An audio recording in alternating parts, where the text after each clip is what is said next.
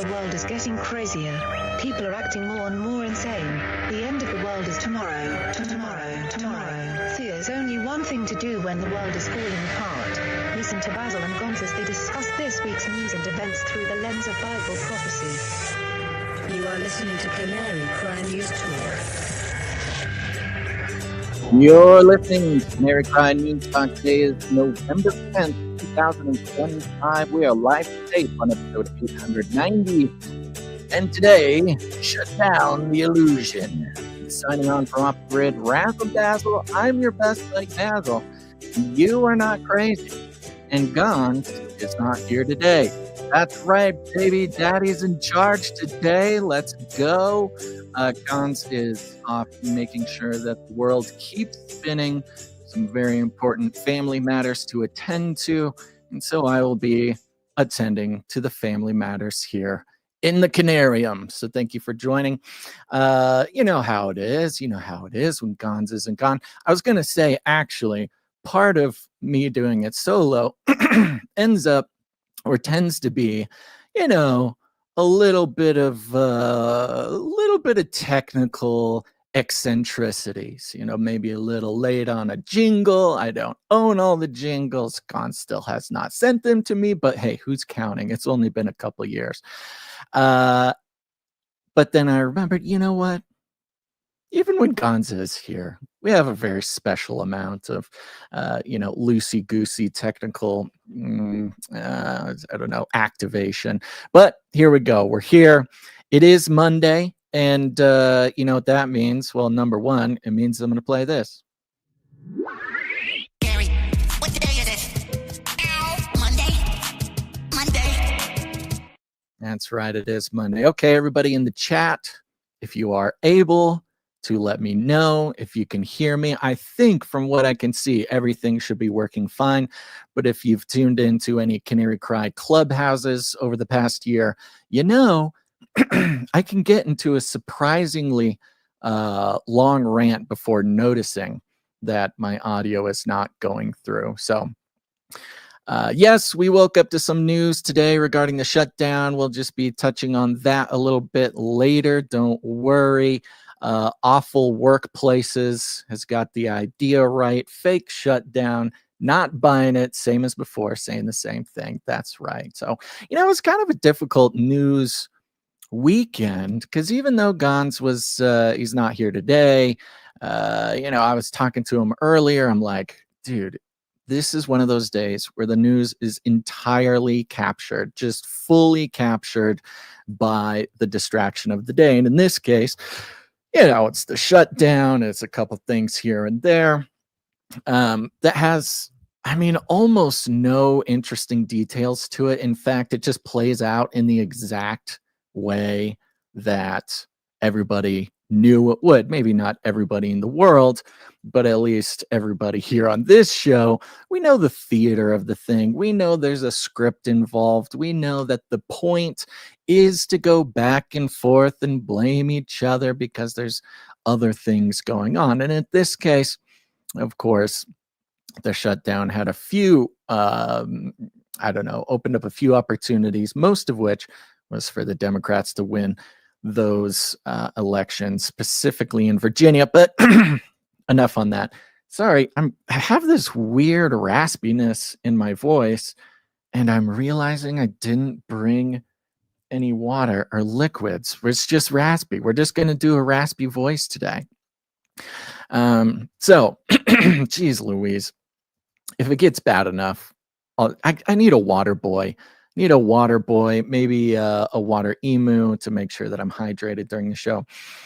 I want to start off by giving a big shout out to our executive producers. You know them, you love them. They're keeping the show going because we are in the value for value model, folks, which means you're not going to get any advertisements. You're not going to get any sponsorship, platform partnerships, none of this. And the only way we stay alive is when people support the show with their time, their talent, or their treasure. And you can do that at canarycry.support.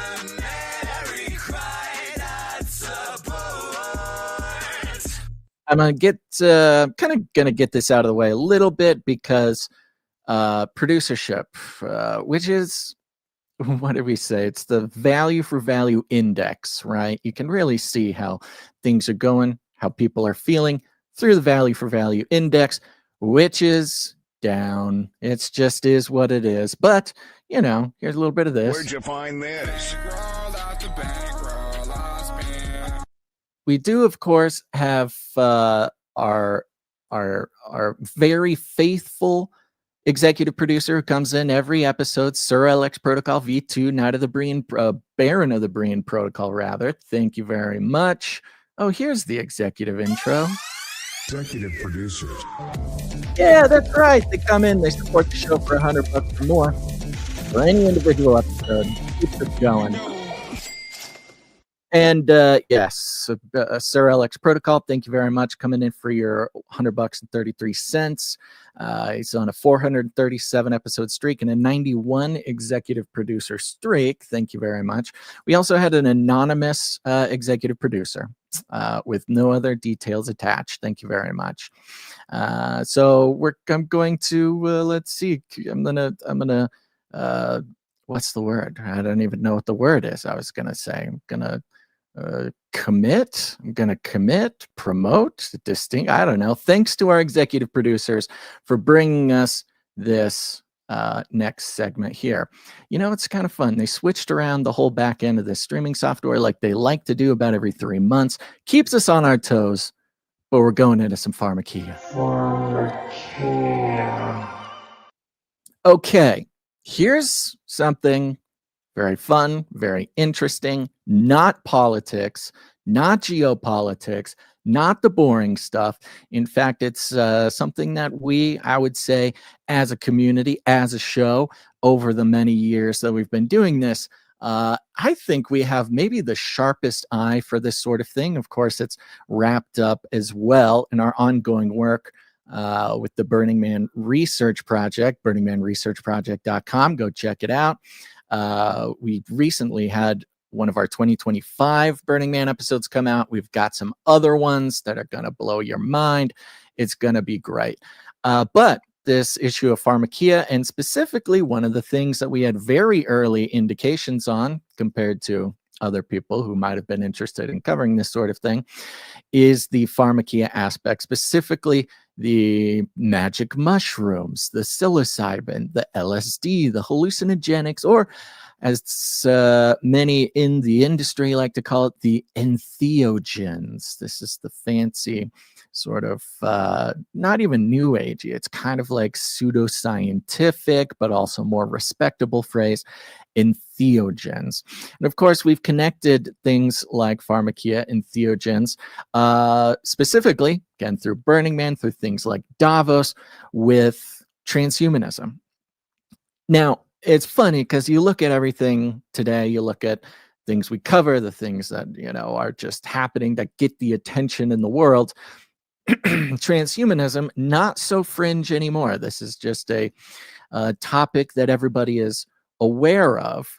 And not only that, but kind of recognizes that is wrapped up in the inescapable future that specifically technocrats, billionaires, those like this, crave, strive for, must make happen, we are failures of humanity if we do not evolve out of our humanness. This obviously proposes lots of sort of spiritual, theological, even sort of humanist problems, right? That this is something that we need to overcome.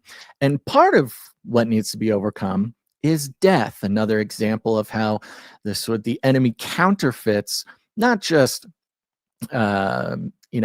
ideas or counterfeits spiritual truths, but also counterfeits what has already been given to us. You talk about eternal life. You talk about the salvation of the human species.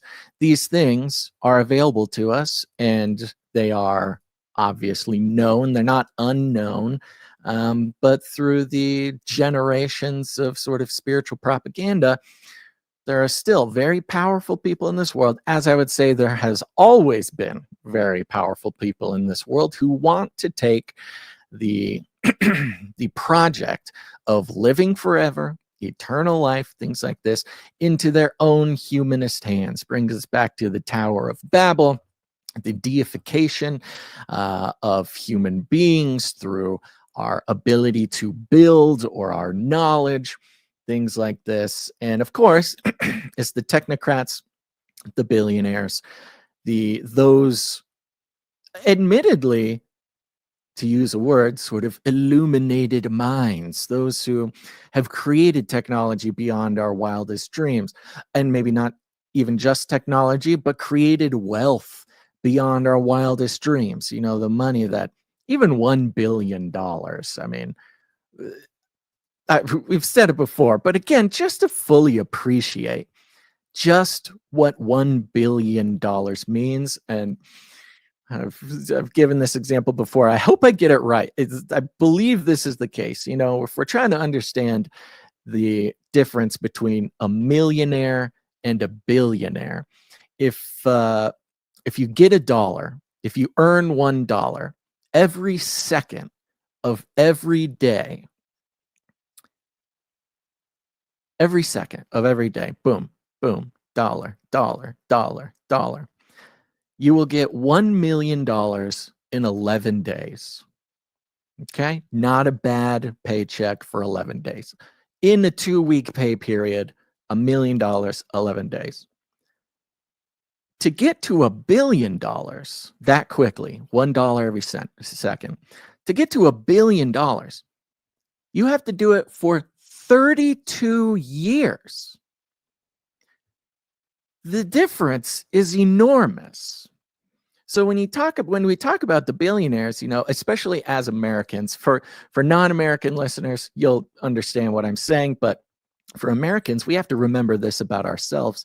You know, the old saying goes that America is comprised of temporarily embarrassed millionaires, meaning this is kind of part of the thing. This is why socialism is so dangerous to the American spirit. This is why kind of we are who we are, because no matter how broke you are, no matter how desperate things look or seem in your life, no matter the situation, at the core of the sort of American ideal is that no matter how broke you are, tomorrow everything can work out.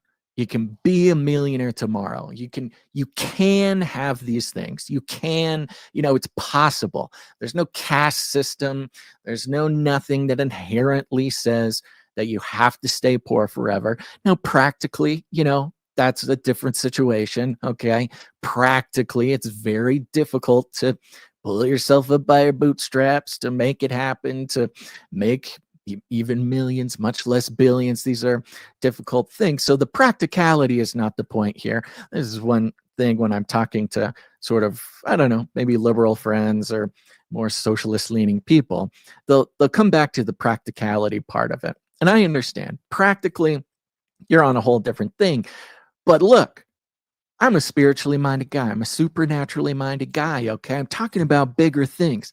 I'm talking about the spirit of the country, the spirit of an American, the ideas that progress us forward, that keep us getting up in the morning, okay? We can talk about practicality in another way. But this idea that tomorrow things could all get better, we could be a millionaire tomorrow, is what keeps us waking up, keeps us moving, keeps us working, keeps things moving. But a billionaire, they wake up after making $1 every second for 32 years. We kind of forget, we don't appreciate just how next level, out of reach, sort of deification a billionaire is actually. They are so far removed from what it means to even have a normal worry. Okay? You think about all the normal worries we have, they are so far away from that. And when you get that far away from the normal, average worries of typical human beings, you start getting the idea that you can live forever. You start getting the idea that through your own power, your own wealth, or at least the knowledge and skill of someone else that you can pay. Nothing is outside of the realm of possibility. To even become a millionaire, you have to, billionaire rather, millionaire also, but it's a different thing with the billionaires, right? To even get to $1 billion, you would have had to discard so many limiting ideas. Ideas, and I don't even mean limiting ideas as in like get rid of your limiting beliefs and you can achieve whatever you want. Some limiting ideas are good. Some ideas should be limited. Some of our beliefs should be limiting us as people, because you get rid of enough limiting beliefs, you move, sure, you get the $1 billion, but you not only maybe had to do things to get that $1 million that maybe someone with a different moral spectrum might have a problem with, but you also let go of what the sort of normal understanding of what a human being is. Not just the cares about bills, but the cares about, raising a child. Like, you look at all these billionaires and the way that they raise their children, and look, I'm sure raising a child is difficult no matter what situation you're in, but you start seeing some weird eccentricities with the ways that billionaires raise their children, and the only explanation is like, oh, they're kind of missing some of the limiting ideas of how a child should be raised. I know it's a little vague, but you kind of get the understanding to even get there. And so it's no surprise that almost every billionaire that has some sort of public-facing personality is down with the idea of achieving immortality. Not only are they down with it, but their worries at a certain level and below have been so thoroughly erased. They don't exist. The worries below a certain level are just totally gone, which leaves some room for them to fill that space with some worries that perhaps are things, some where beliefs, some limiting beliefs should exist. Okay, I'm going to bring our attention to this fella, Bryan Johnson. We've talked about Bryan Johnson before. If you don't remember, here I'll just bring up a couple of the stories we've talked about. Bryan Johnson, let's see here.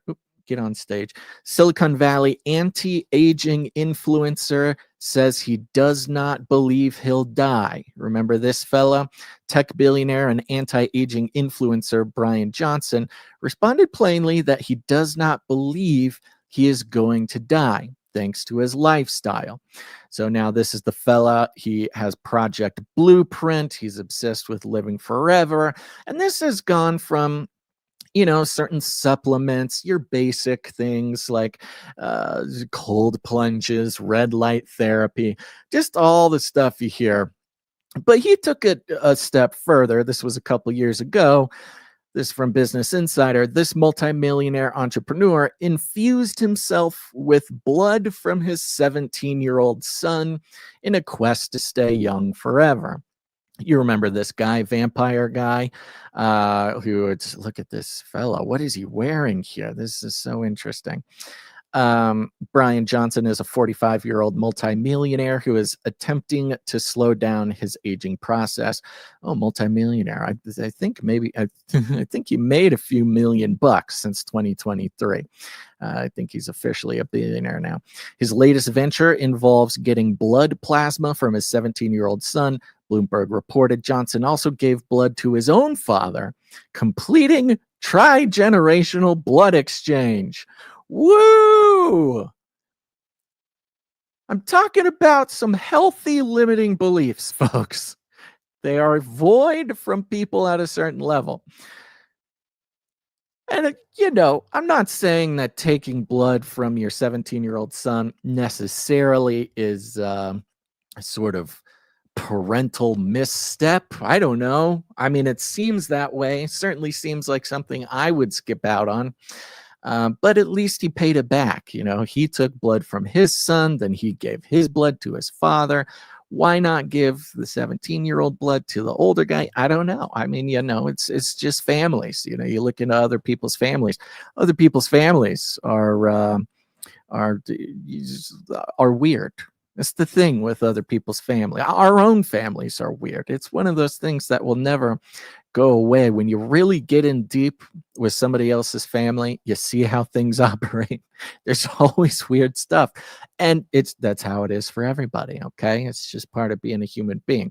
But this Bryan Johnson guy, he's the vampire man, of course, we remember.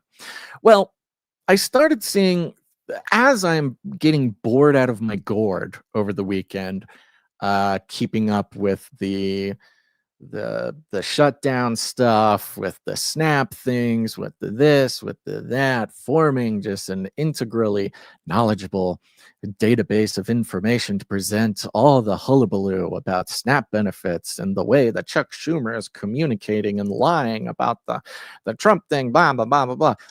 Piece by piece, I started seeing a thread start showing up on the timeline. And it wasn't all at once, but it kind of just started appearing. And I didn't think about it right away. But it just kind of kept coming. It didn't stop. And that is this Bryan Johnson fellow live tweeted his heroic dose magic mushrooms scientific experiment on November 9th. This was Sunday. It was, of course, you got to do it on the Lord's Day if you're trying to defeat death. Get it? Okay. Let me jump over here. Let me see if I can share this. Is there a way? Let me see if I can get this presentable enough and big enough for everybody. Here we go. All right. Here's his X timeline. The first one that I saw was this tweet right here. He says, "Hey guys, it's Kate Tolo, Bryan's co-founder. I'm taking over his X account today. He's just taken the 5G of magic mushrooms. I've officially confiscated his phone. I'll be reporting back once he starts feeling it." You get this lovely picture here of the vampire man and his pretty young and attractive co-founder. I'm not sure what look, I'm not going to ask questions. Okay. They're just co-founders. Everything's above board. Taking sort of a fall smiling picture next to a tree. You can already see in his eyeballs something is starting to go on. It was about 45 minutes later, she posted this picture of him wearing an eye mask, laying on the floor on what looks to be a pad with a blanket. Looks like he's taking a wonderful little nap, but the tweet reads, "It officially hit." Okay. And then in the comments section, that's where the memes took over. The picture of him laying with his his eye mask and pillows, became a meme format, as everything does. AI got in on the thing here, a video of him. AI has him flying up off of his thing, going into psychedelic world. You get the point. So as a fairly public-facing billionaire, this is not the first time that,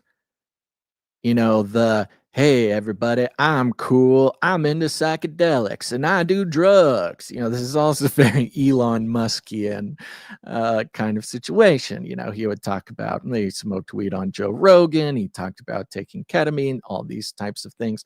So it's not necessarily an unheard of stunt, but it became something a little bit more interesting. It actually was sort of a live tweeting situation of his psychedelic experience. Oh, I see here they posted a 20-minute video. Probably a Dan. See this. Let me know if you can hear this. Comments, okay. Yeah, I don't know about X, but we got 500 people on X. We got 400 people on IG. Hi, everyone. Hey guys. Hi. Oh, this is fun. I don't know if you can see comments on X, but if you're on X, Okay, I'm here. get on Right? with it. I'm gonna skip forward. We should see comments. Oh, someone said they were on X. Okay, we're 6 Oh, they minutes can hear in. fine. Thank you, Ryan. Okay, great. For clarifying. Okay, amazing. So yeah, you're measuring kernel. What else are you measuring? Like you have a list. Yeah, that's right. A ridiculous list. Yeah, so we measured 249 biomarkers. We basically just cast a really wide net of can you find effects. So what we're trying to explore is psilocybin.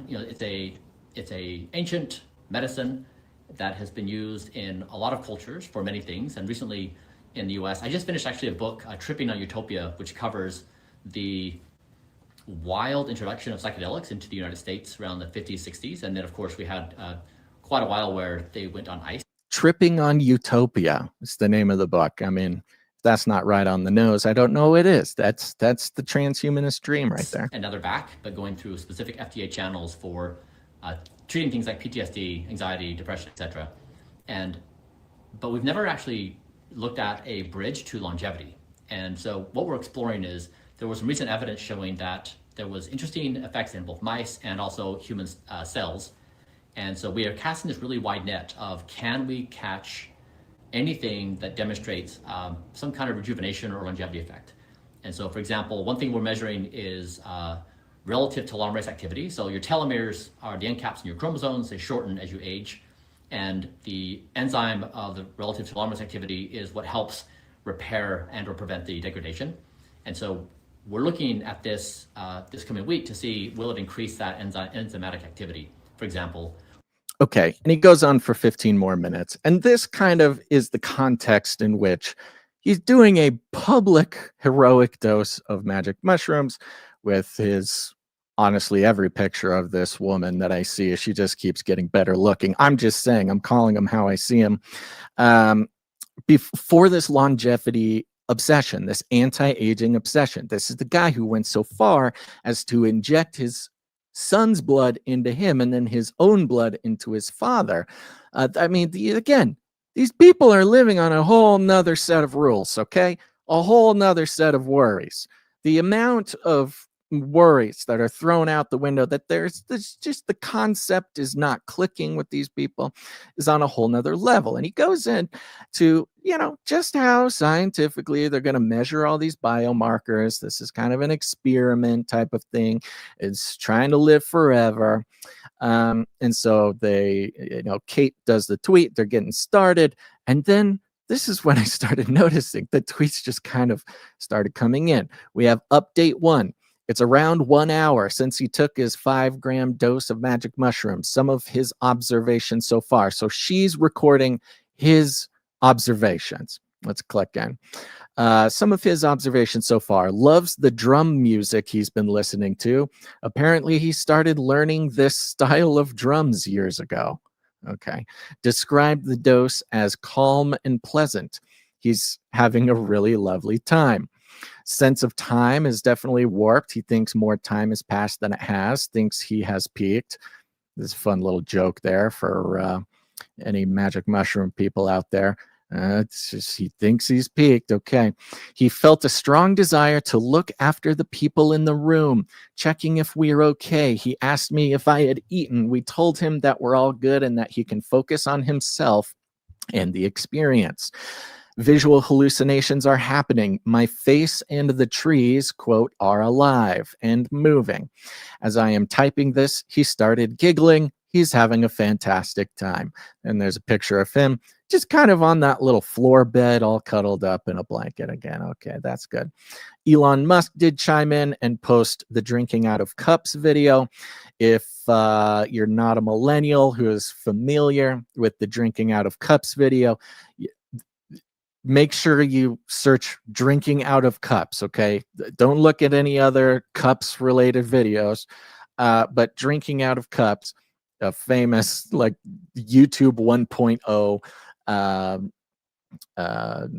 video, which is pretty entertaining, where a fella recorded his friend or something in a closet on acid and then made animations to it. It'll give you an idea of what things look like. On the Elon Musk posting, I found the audio clip, putting the drinking out of cups video. Bryan Johnson says, "You next." Okay, so there's some encouragement. So that's update 1. Things are starting to happen. Update 2, he needed to pee. Upon returning, he stared at this cup for 10 minutes. What does it mean? And here's a picture. Again, for those who are just listening, the pictures, you kind of wonder where would a billionaire do 5 grams of magic mushrooms? What would this look like? It looks fairly plain. I have no idea where this is happening, but you get the picture here. He's still laying in the bed, staring at a glass jar with water in it. Just kind of, he almost looks like he's crying. Well, what are you going to do? Okay, this is where things get interesting. I can't speak. They then post progress, and they post this picture of him wearing this crazy looking kind of Star Wars helmet. And this is allegedly while he is tripping his brain out. Says here, update 3, I had to collect a vial of his spit. It was not easy. We just hit peak and completed a few measurements. Brain scan via Kernel Co. Now, Kernel Co. is one of his businesses. Okay. Kernel Co. is one of his sort of transhuman businesses. He started it in about 2016, and it is a brain. Let's see, I pulled up the details of it here. Let me see if I can find it quickly. Johnson founded Kernel in 2016, investing $100 million of his own money to launch the company. The company later shifted its focus to building hardware that measures electrical and hemodynamic signals produced in the brain. In 2020, Kernel demonstrated a pair of helmet-like devices that can see and record brain activity. Studies may include Alzheimer's disease, aging, consciousness, meditation states, and strokes. The company, he said, the devices may be used to help paralyzed individuals communicate, like all this technology, strictly for health reasons, or people with mental health challenges accept new therapies. Okay, so this is his own company. He's got his own helmet on here. They're measuring brain scan, blood pressure, adrenal stress profile via saliva. The update includes lots of laughter, hard to stay on task, keeps talking about the universe and how we're all one. He wants to go back to his bed and, quote, return to the playground. Now, this is where you start kind of getting the usual messages that come through on psychedelics and theogens, the oneness, kind of I consider it sort of foundational when it comes to New Age, but I wouldn't even necessarily just call it New Age. This is kind of your base in theogen reactions. We hear a lot about this in our Burning Man research that I believe this diving into this kind of appeared at a Bible study that was posted on the previous Burning Man episode. Update 4, the best salad I've ever eaten. Here's a trifecta of pictures of him eating a salad. He intentionally selected a mushroom for his first bite and then thanked it. Okay, thank you very much. You know, there's a sort of a playfulness and a randomness to these updates. Update 5, okay, I'm giving Bryan back his phone. Please have fun with his afterglow. Now, for those who don't know, the afterglow is the period of time after you've kind of come down on mushrooms, but you're still kind of high, but you are kind of landed back into reality. And this is when he gets his phone back. The next message is, he says, hey, all, I'm just so happy to be alive. Okay. Next one. Yes, this trip changed me. Probably not as you'd expect. People assume I am fearful of death. I'm not. In my darkest days of depression, I reconciled with death. Need a few days to collect my thoughts. We'll share more soon. Next post. Also, much love to all of you. All of us here on the internet. Much love to all of us on Twitter. It weirdly feels like my consciousness is deeply intertwined with yours. Feels like family. You're a-holes and terrible. You're also, nah, just mostly a-holes and terrible. Still love you all anyways. And I found this very interesting, especially coming from a billionaire, especially being posted on Twitter, on X, which Elon Musk has presented before as the hive mind. So the reason why he purchased X is because it was the closest proximity to sort of a global hive mind that he could then develop AI through, for, and alongside. So Bryan Johnson, specifically talking to his readers or whatever, his fans on X, feeling like my consciousness is deeply intertwined with yours. This is connected to what Elon has already presented with Neuralink, with the brain-computer interfaces. Of course, with Neuralink, Elon's talking about not just read ability, as if where the chip or whatever is reading your thoughts, but also write ability, the ability to write thoughts onto your brain, write memories, install whatever, education, visions, experiences, things like this. And so we have this interesting parallel, this interesting mirroring going on here, both from Elon and Bryan. And I don't know if Elon and Bryan are friends. I don't really follow Bryan that much. I don't really see a whole lot of stuff with them, except for seeing them tweet at each other here and there, specifically in this thread. But the fact that this is happening on X, specifically for X, and alongside Elon's desire for X, by extension XAI, and by extension Neuralink, to weave all of the users together into a sort of hive mind. We've talked about in Do Androids Dream of Electric Sheep, the Mercer box, the technology sort of prophesied in the mid-20th century, where it was also called the empathy box, where some sort of technology would not just connect you verbally or even connect you like psychologically with other people, but to connect you sort of spiritually, where you can inhabit and empathize the feelings of others. And this was in place of religiosity. This was to take the place of religion, take the place of spirituality, was this technological object that would force your sort of consciousness to be confronted with the desires and the lack of the other, of anyone, and also of everyone, which those are two slightly different things, but also both sort of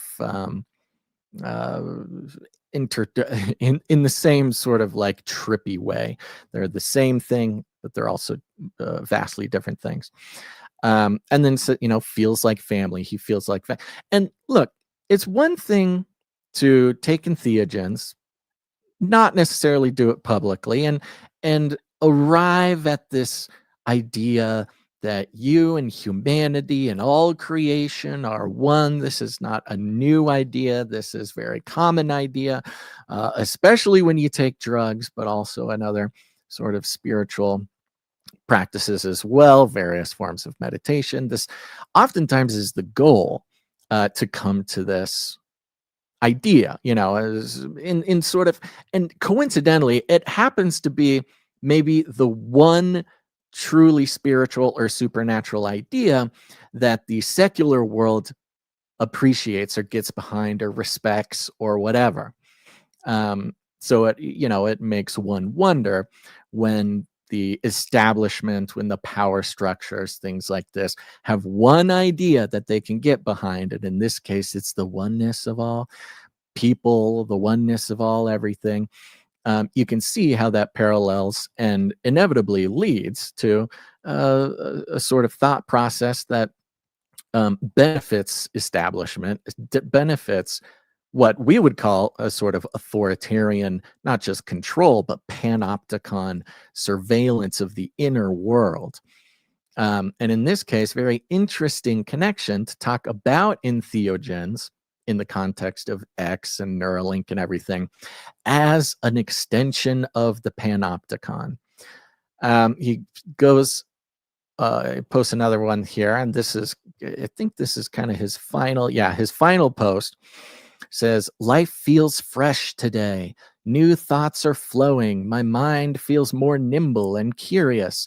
Did my normal morning routine, light in the eyes, nutritious breakfast, exercise, sauna, red light, completed some tests, brain scan, blood samples. Now going to write. Spoken like a true shroom head. He's going to have to write all about it. So you have this very public display, again, not just by any random person, by one of the, again, establishment's images, establishment figures when it comes to the future, the futurist technocratic oneness that is required for whatever the sort of trippy, religious, techno-religious future. Again, prophesied by the sort of occultist writers of the mid 20th century. Who did Electric Sheep? I think it was Philip K. Dick, right? Let me just make sure. I believe it was Philip K. Dick. Philip K. Dick, honestly, one of the trippiest 20th century occultists. Let me do Philip K. Dick. I should know this, but I'm just gonna make sure. Dream. Do androids dream of electric sheep? Yeah, Philip K. Dick. Now, Philip K. Dick is this very interesting fellow. Obviously wrote prolifically science fiction, is the source for a lot of this this aspect of transhumanism, this spiritual, not just technocratic, but what's the word? Cybernetic. We talk about the cyberneticists of the mid 20th century, and a lot of people think cyberneticists was just another name for, technocrats, or another name for inventors, or the guys who made computers or something. But cyberneticists at their core were very occult, similar to how the AI establishment of today is very occult. They have Gnostic priests on the teams building these AIs. You've got, you've got this sort of occultic core. Of course, you have the quotes of Elon Musk talking about how AI is summoning the demon and how it's portals to another dimension and these sorts of things. Right now, you have AI and the occult very closely related, very closely connected, and the same people who are kind of in charge or pushing ahead with the AI future are also very bound up in at least these sort of esoteric models of the world and esoteric models of consciousness. And it's been that way since the cyberneticists of the mid 20th century. So we have here, back to Philip K. Dick. Philip K. Dick, in some of his least popular writings, wrote a lot about psychedelics and had lots of psychedelics experiences himself, and is very open about how this not only inspired his work, but really informed the way he saw the world. And his writing, it was not just fiction. And this, in his own words, he was not writing fiction just to be a fiction writer, but he was writing his fiction as an act to bring about the world that had been shown to him, by his psychedelic experiences. He had several supernatural experiences. He had this beam of light and this visitor at his house and all these sorts of things.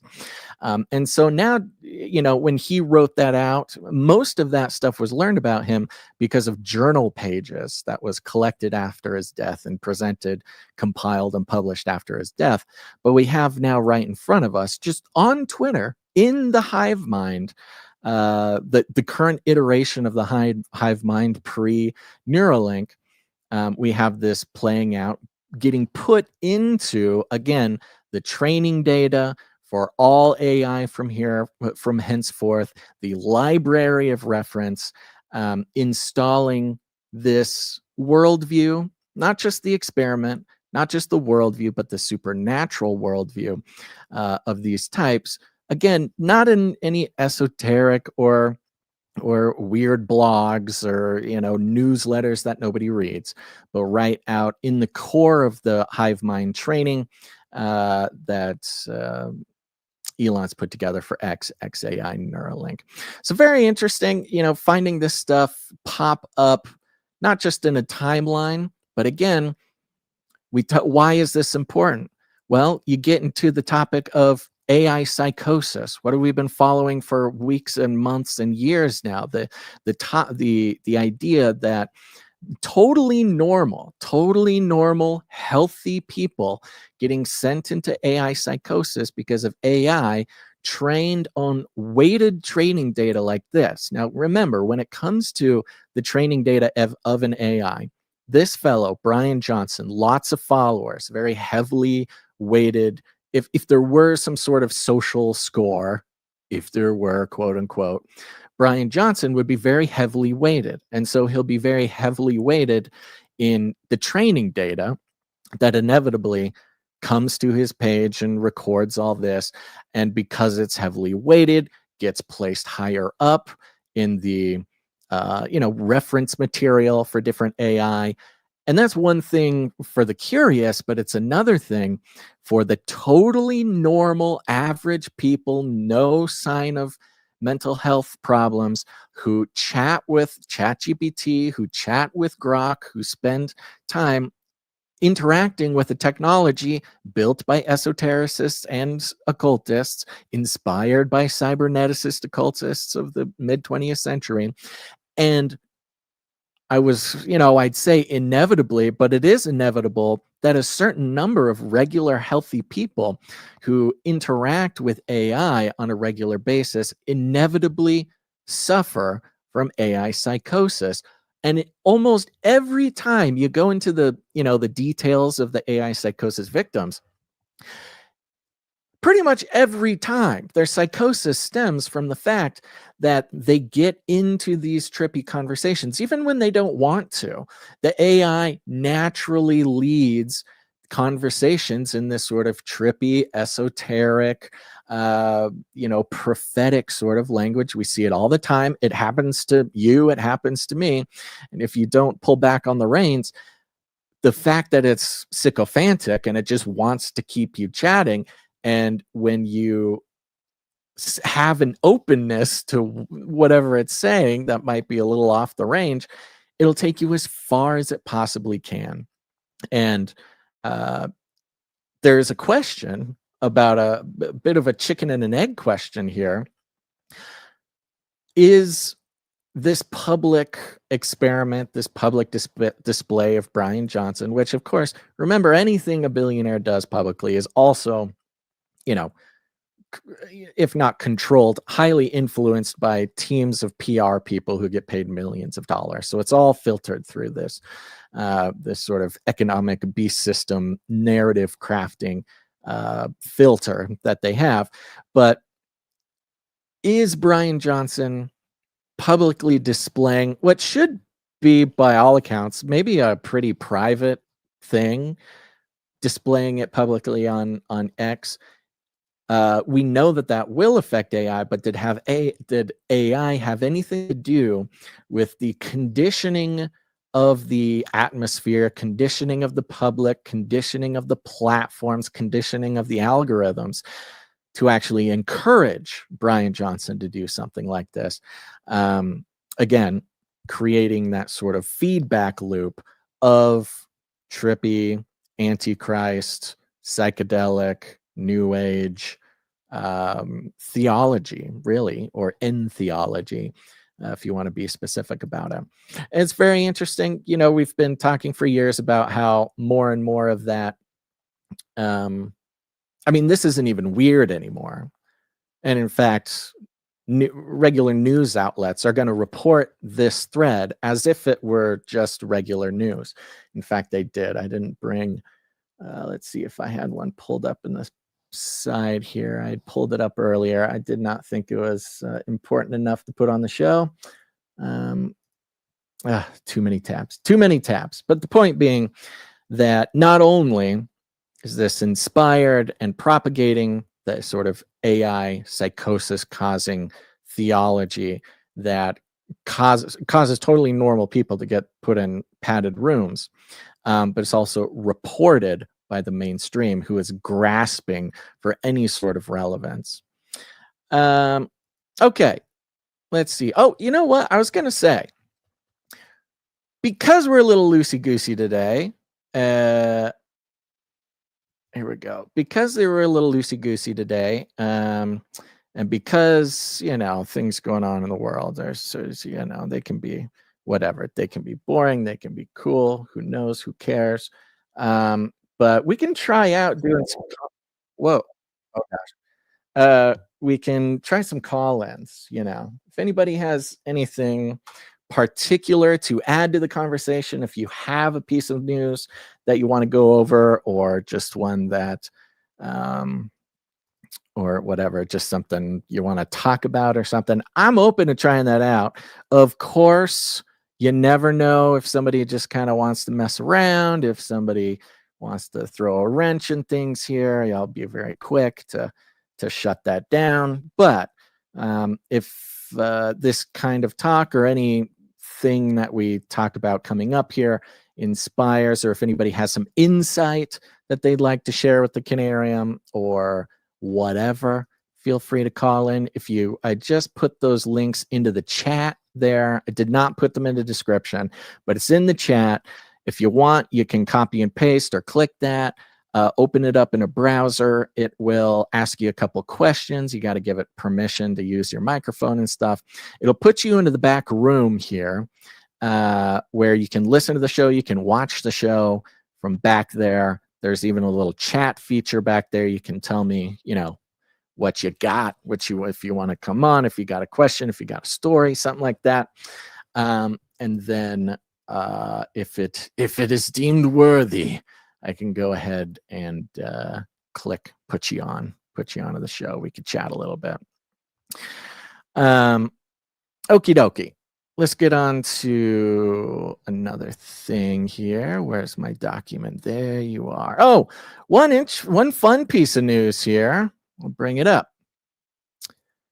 Speaking of the mainstream media and speaking for their attempts at relevance, and speaking about the constant destruction of the system that was being replaced by the system that will be, we have here coming from CNN. I wanted to bring the CNN article because we love picking on CNN. We took way too much joy from their destruction over the past couple of years and the disintegration of their entire thing. But this time they're reporting on someone else who is losing all sort of mainstream relevance. And this is the BBC. It says here, BBC leaders resign amid scandal over misleading edit of Trump speech. Now, this was kind of happening under the radar for about a week here, but it's kind of culminated here. Two top leaders at the BBC resigned on Sunday amid an escalating scandal over impartiality and bias that plunged Britain's public broadcaster into one of its biggest crises in recent years. Oh, the biggest crises. The crisis was that they lied and deceptively edited a Trump speech. Oh, yeah, that seems like a worthy crisis.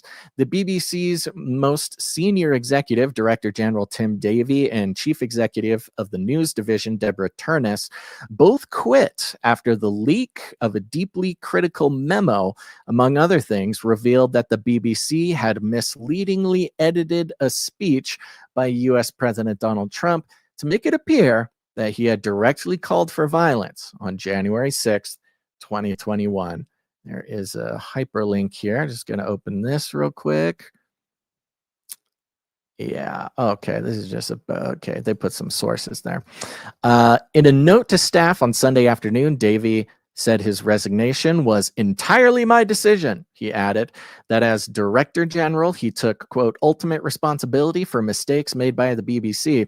Turness said the controversy over a documentary made by BBC's Panorama series had, quote, reached a stage where it was causing damage to the BBC, an institution that I love. The buck stops with me, she added. Samir Shah, chair of the BBC, on Monday apologized for what he called an, quote, error of judgment over the way Trump's speech was edited. The resignation comes after the Telegraph newspaper published details of a leaked internal BBC dossier compiled by Michael Prescott, who had been hired to advise the BBC on editorial standards and guidelines. In an internal whistleblowing memo, Prescott revealed that last year the BBC had broadcast a, quote, doctored Trump speech, making it seem that the president had encouraged Capitol Hill rioters, telling them he was going to walk with them to fight like hell. In fact, Trump said in his speech in Washington, D.C. on January 6, 2021, that, quote, we're going to walk down to the Capitol and we're going to cheer on our brave senators and congressmen and women. Trump welcomed the news of the resignation and thanked Telegraph for exposing corruption, which he called a terrible thing for democracy. Quote, these are very dishonest people who try to step on the scales of a presidential election, he wrote on his Truth Social platform. Let's see here. In a letter to British lawmakers on Monday, Shah, the chairman, conceded. Okay, they're conceding that, quote, the way the speech was edited did give the impression of a direct call for violent action, for which the BBC apologized. He stressed, quote, it is absolutely clear the BBC must champion impartiality, end quote, adding that the broadcaster will take action to make sure it, quote, retains the trust and confidence of the public we serve. A little late for that, BBC. A little late for that. I mean, the ironic thing is, as we're seeing in so many different aspects of the world of politics, of everything right now, there is some type of reckoning, but it seems like a bit of a controlled demolition, because it comes to as no surprise to anyone that the BBC and its affiliates might not be the most trustworthy when it comes to unbiased political reporting. This is a huge issue. And this is just from the American perspective. From the UK perspective, BBC is an absolute monolith of a control mechanism for all the wild stuff going on in the UK, all the immigration, all the horrible, horrible things going on in the UK, that if BBC is putting in the time to deceptively edit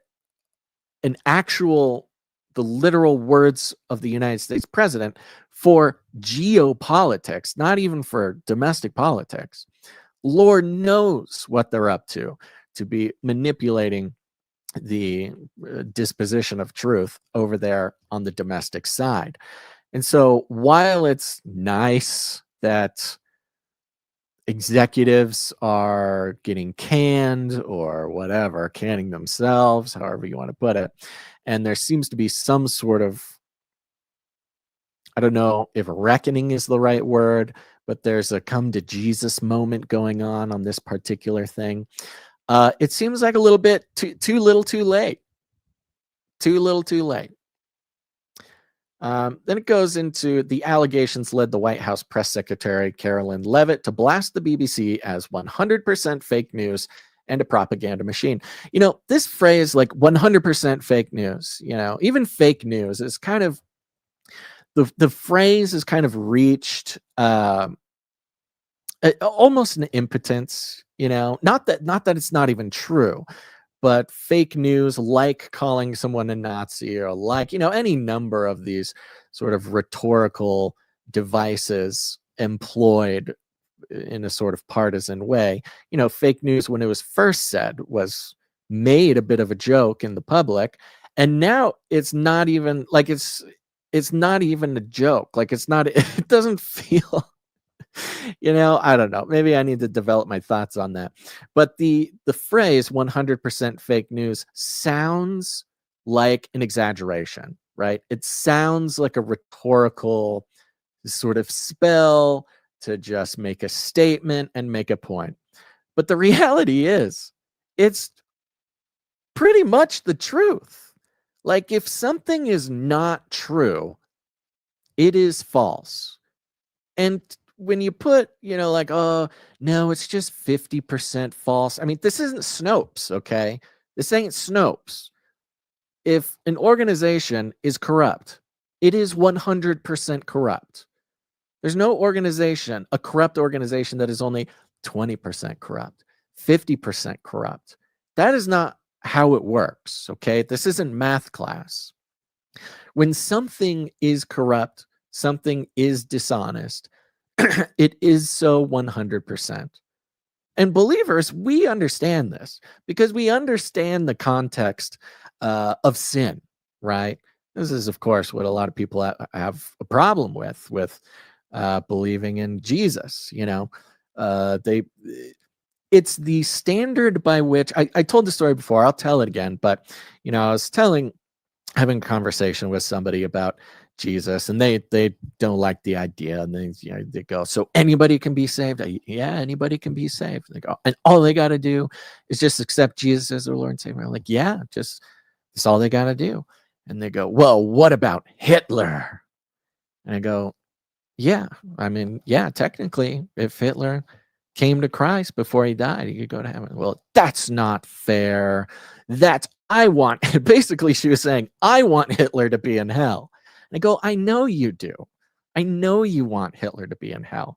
That is why the mystery of salvation is what it is. And we don't say, the joke, or not the joke, but like the twisted representation of a Christian that the media will give, or Hollywood will give, is like, they all think they're better than us, right? But I'm a good person. I'm a good person, and they're actually a bad person. I do, they come up with their like sin calculator. Well, if I was 51% good and 49% bad, well, that means I get to go to heaven because I was basically a good person, right? This is that sort of fallen, corrupt, tit for tat scorekeeping that is the human striving to understand or to dictate sort of supernatural or cosmic truths. The fact is, we know we're all sinners. We're all 100% sinners. If you sin once, you are a sinner. We are all at the same level.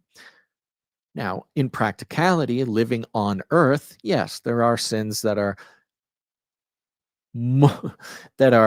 more conducive or less conducive to practically living on earth. But if we're talking about heaven, we're talking about eternity. 100% sinners. One little sin, you're a sinner. And so when CNN reports this 100% fake news, and it plays as this sort of cartoonish phrase from the Trump camp, from Carolyn Levitt, the mouthpiece of the Trump regime, 100% fake news. It's the truth.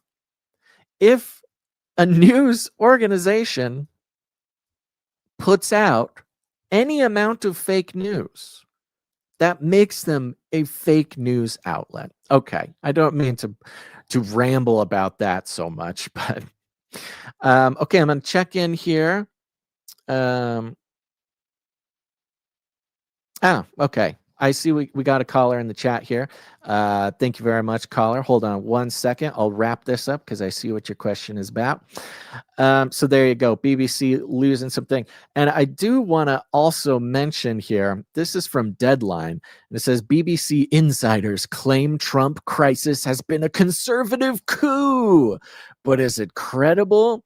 Long story short, those still left in the BBC are weaving a tale about how like Trump secret agents got employed in the BBC to create, to cause the Panorama show.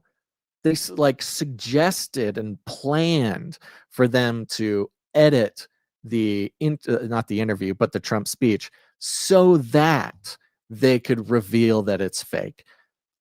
Even this deadline thing is very skeptical. The BBC trying to, the remaining BBC execs trying to weave this tale that no. They deceptively edited the Trump speech because a Trump lover got in there and told them to make it sound so bad.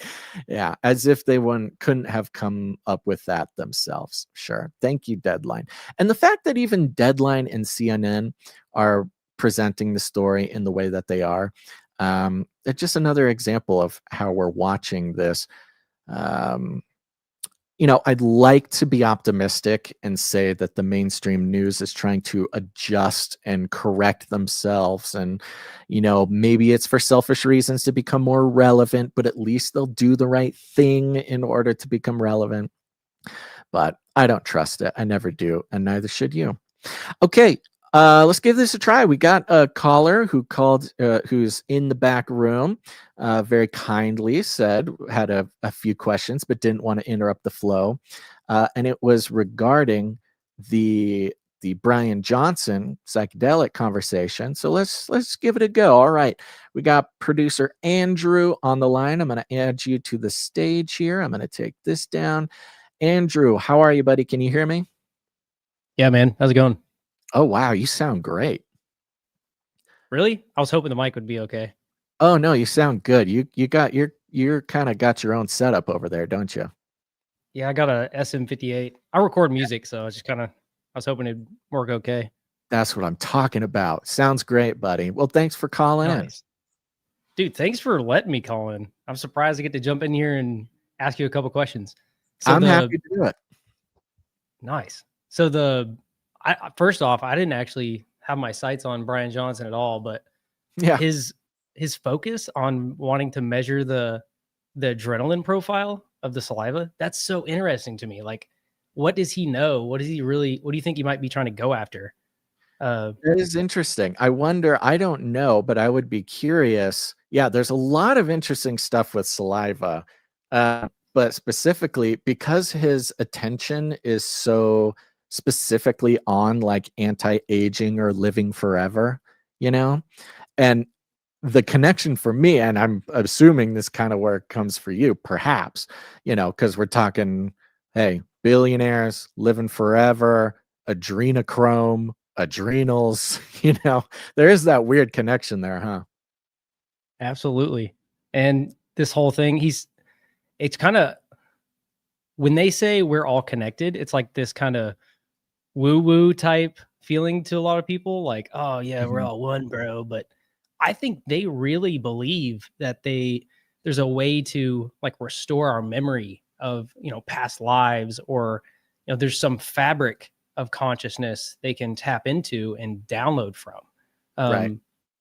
And to me, when you started pointing out like the cybernetics, some of the technocratic roots to these people, they seem to be very focused on being big on tech, big on numbers, big on this kind of shield, but behind it, like even the beginning of the CIA, the beginning of some of the first intelligence agencies, they were big into the esoteric, big into the supernatural.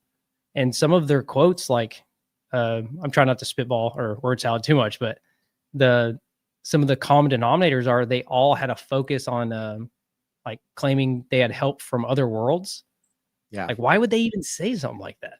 I'm like, yeah, maybe they're nuts, but yeah, you're totally right. I mean, we look back at the last 80, even back to 100 years, these sort of outward facing establishments, the sort of what's the word? It's not re-enchantment. What is it? What was the age of, I don't know, but where science basically came from. It's not the age of illumination. Dang. You know what I'm talking about? Renaissance period or whatever. Yeah, it's like Renaissance, but it's not Renaissance. But dang, that's such a simple thing, and it's totally gone from my brain.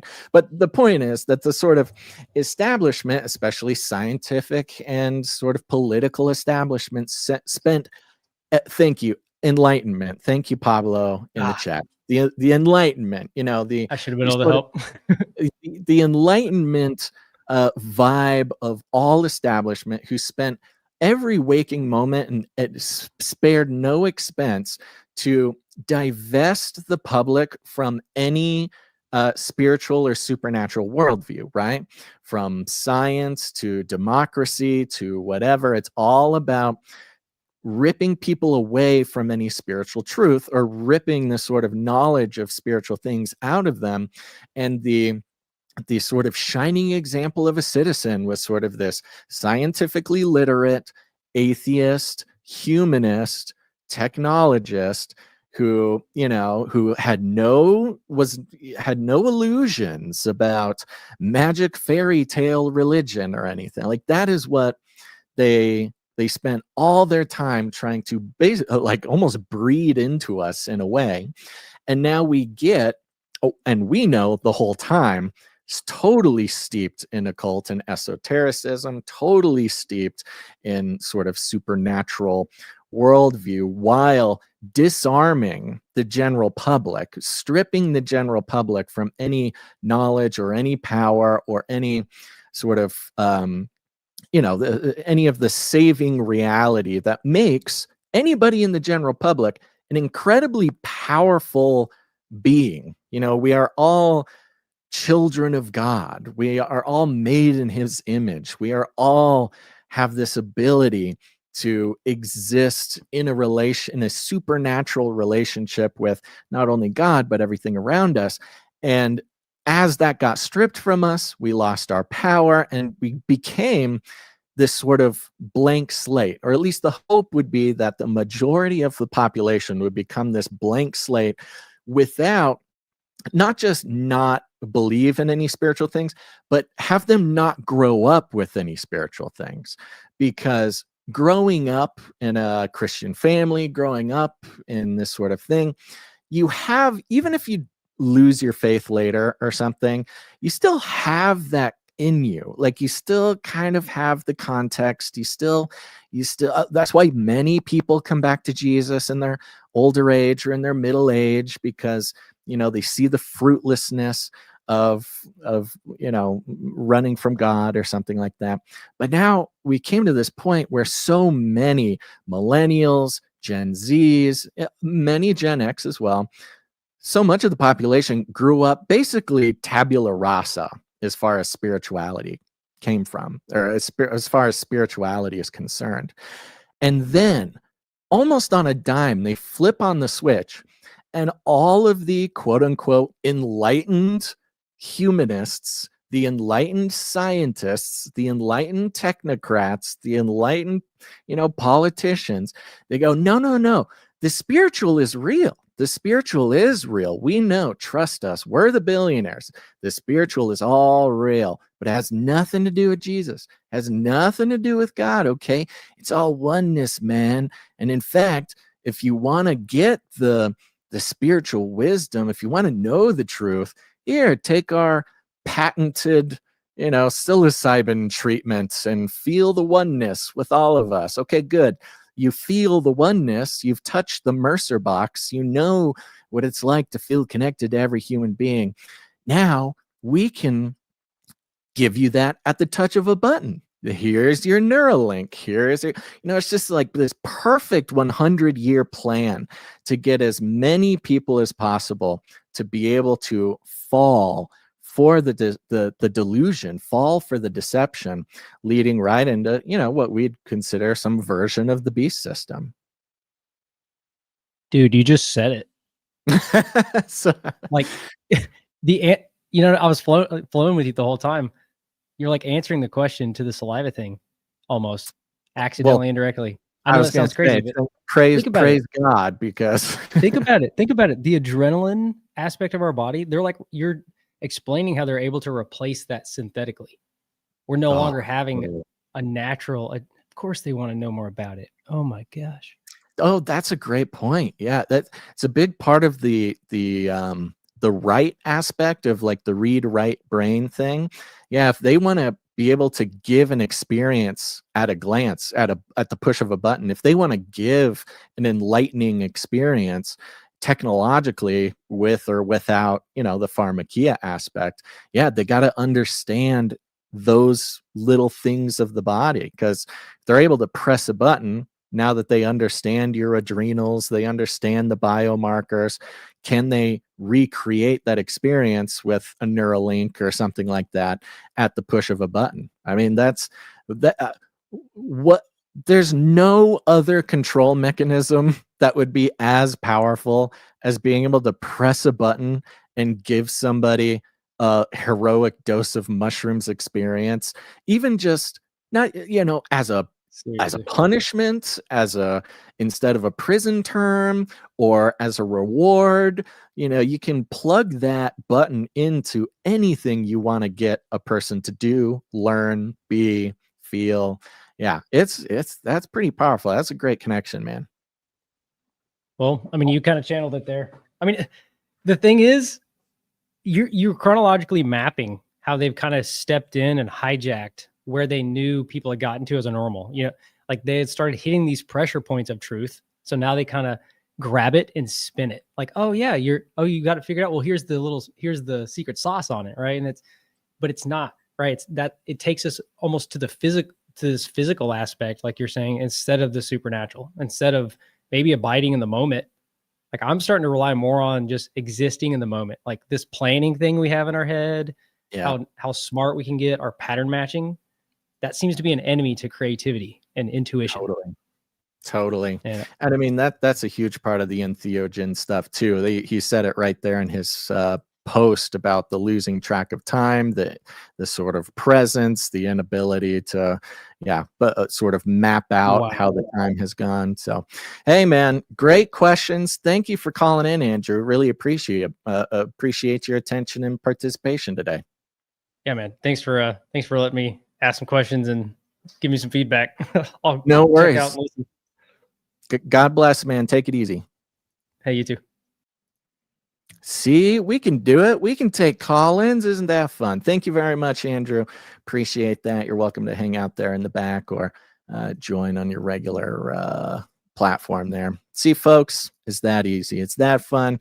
You can call in too if you want. I'm assuming we could at least fit a couple more callers in today, if that's something people are interested in. Again, if it has to do with something we've already talked about, that's great. If it's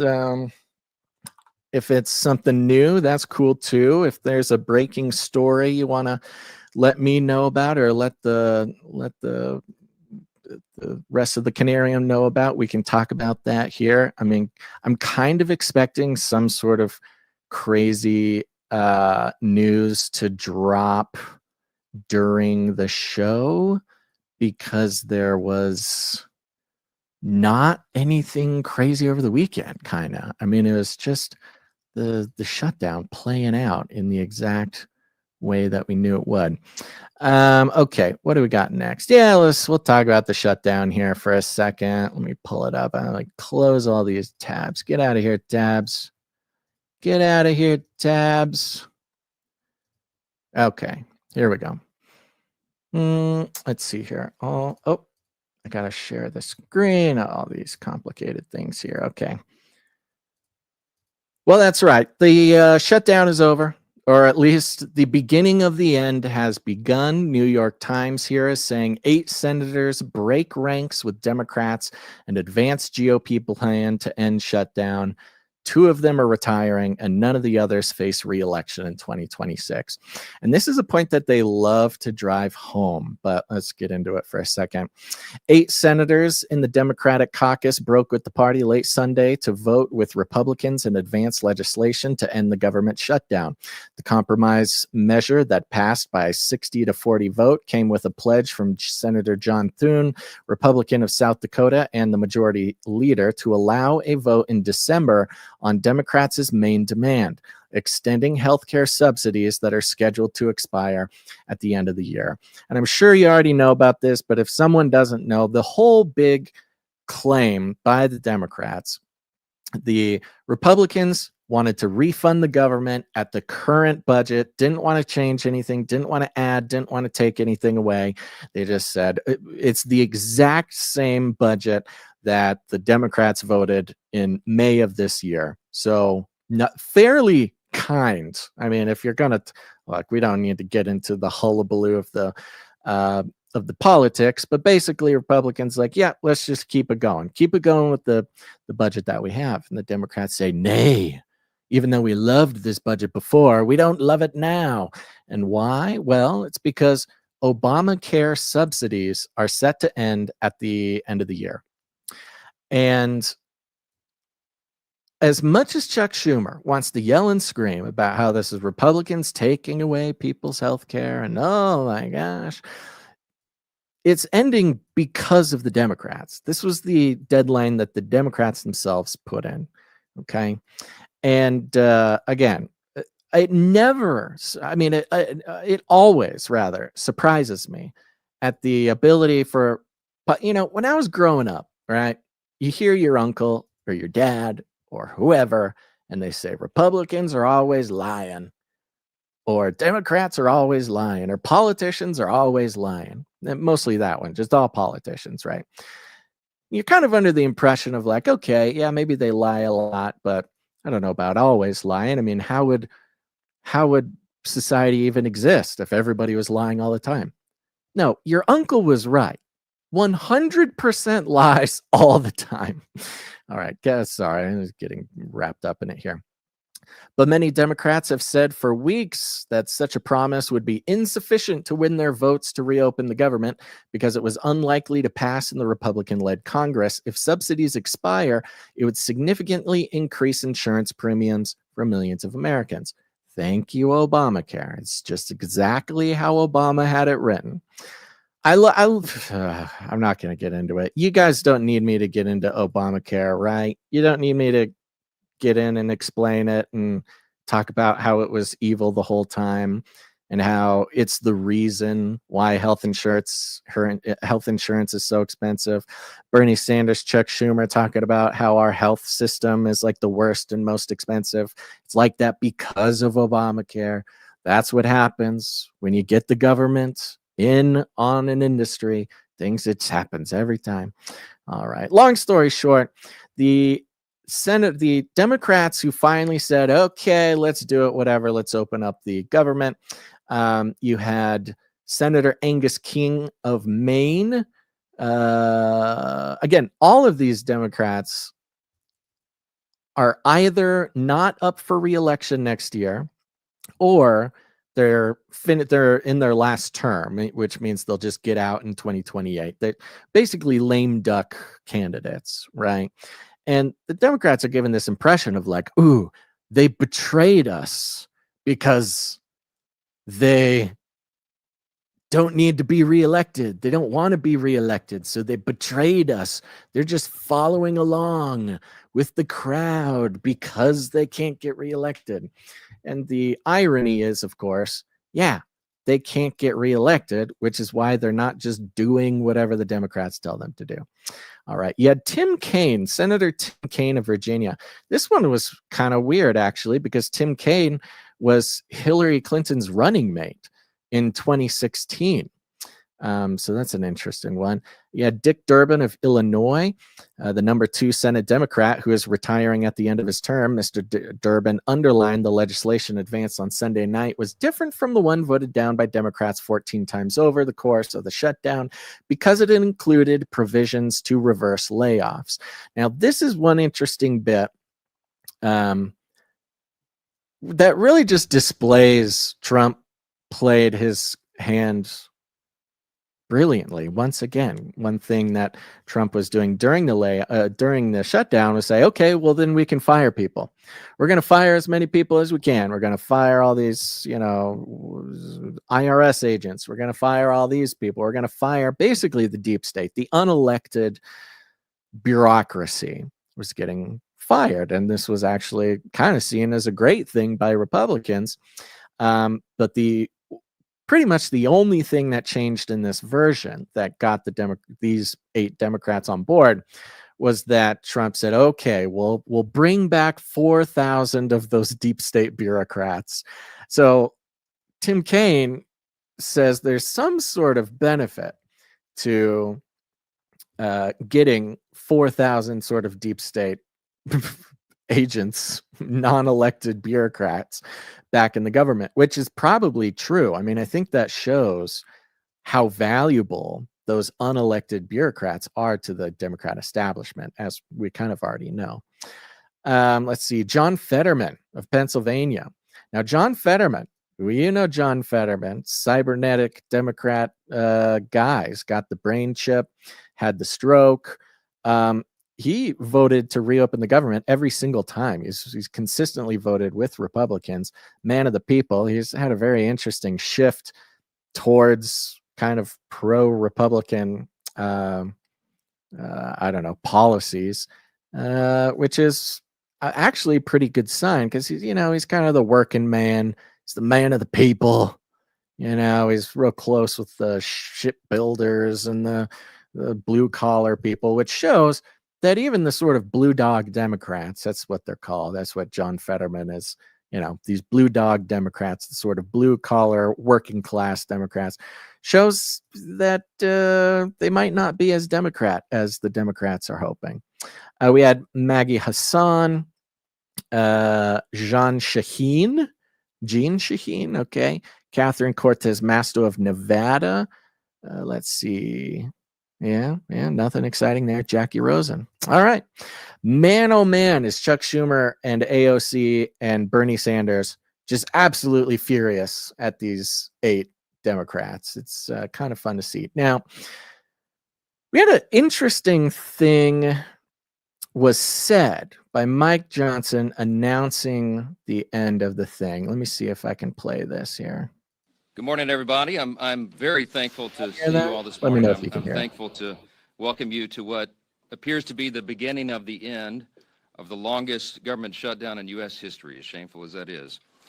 I don't think it's coincidental, you know how I think, but it's after 40 days of wandering in the wilderness and making the American people suffer needlessly, some Senate Democrats finally have stepped forward to end the pain. Thank you, Pablo. You guys can hear. Okay. Yeah, now, I thought, it's kind of boring. I'm not going to play a whole ton of this, but let me play that first part again. Good morning, everybody. I'm very thankful to see you all this morning. I'm thankful to welcome you to what appears to be the beginning of the end of the longest government shutdown in U.S. history, as shameful as that is. I don't think it's coincidental, you know how I think, but it's after 40 days of wandering in the wilderness and making the American people suffer needlessly. There's interesting thing here. He says, I don't think it's coincidental, and you know how I think. And then talks about the 40 days in the wilderness. Now, we know how much of these displays, political displays, the political theater, they're all wrapped up in the numerology. You got the 33 days, you got the this, you got the this. It's just endless. There's whole YouTube careers dedicated to breaking down the ritualistic aspects of how these things are playing out. And remember, again, 100% theater. It's really difficult. And even I can get a little wrapped up sometimes and forget that every moment, every word, every action, every day of the public display of politics is theater. Not to say that real politics doesn't happen, but the real politics happens behind the closed doors. It doesn't happen in front of the camera. The real politics is happening, kind of House of Cards style. It's happening interpersonally. Our government is not run on this sort of, constitutional republic, public display, public debate. Nobody's convincing anybody of anything in these grandstanding moments. No, everything's done in the background. Okay. It's interpersonal. And one thing that's actually very interesting about our politics, because of course there's money, there's deals, there's incentives, there's all sorts of crazy stuff like that. But more than anything, it's done interpersonally. It's done senator to senator. It's done president to congressperson. It's done congressperson to congressperson. And each and every vote happens this way. It's not that there were 8 Democrats who were suddenly convinced. Okay, we all agree. You said the exact right thing at the exact right time, and the Republicans convinced us. No.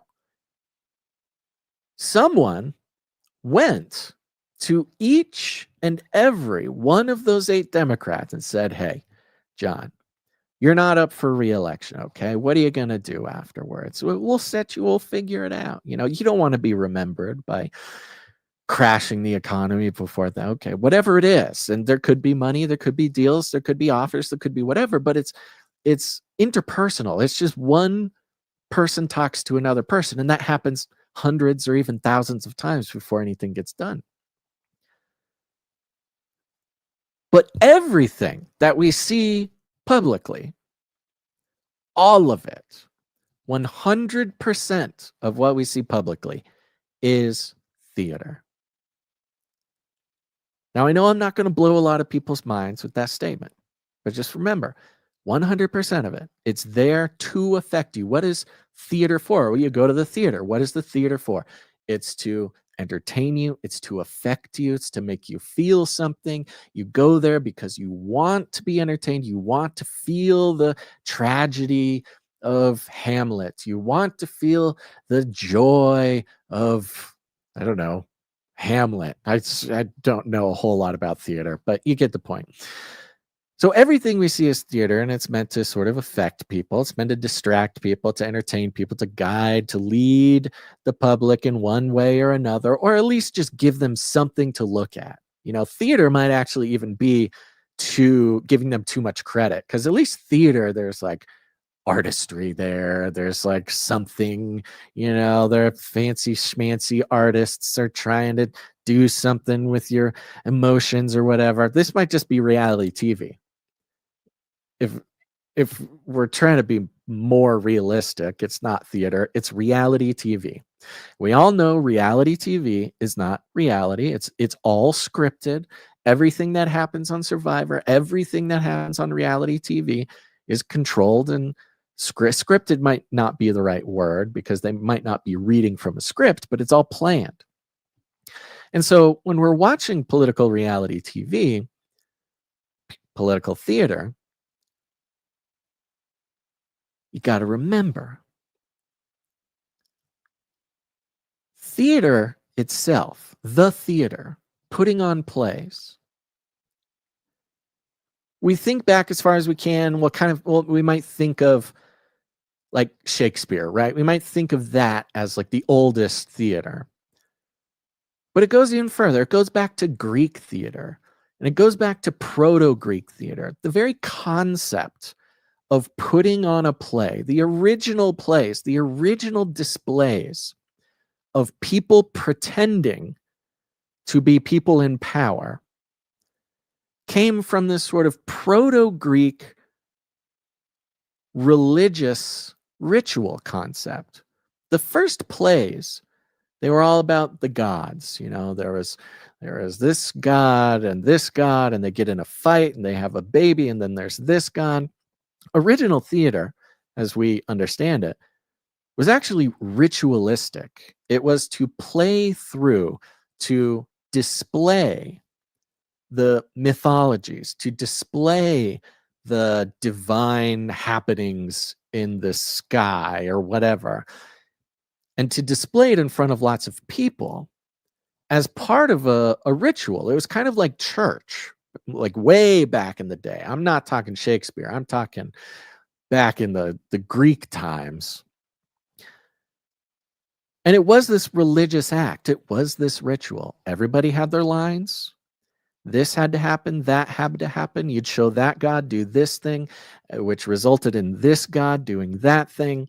And it's playing through, in their mind, the supernatural reality of what happens around us, and they would do it for purposes. Stuff would come of it. At least that was the idea, that they do this ritual and then they win the battle, or they do this play and then the harvest is good, and then they do this other play and then more women have babies the next season or something.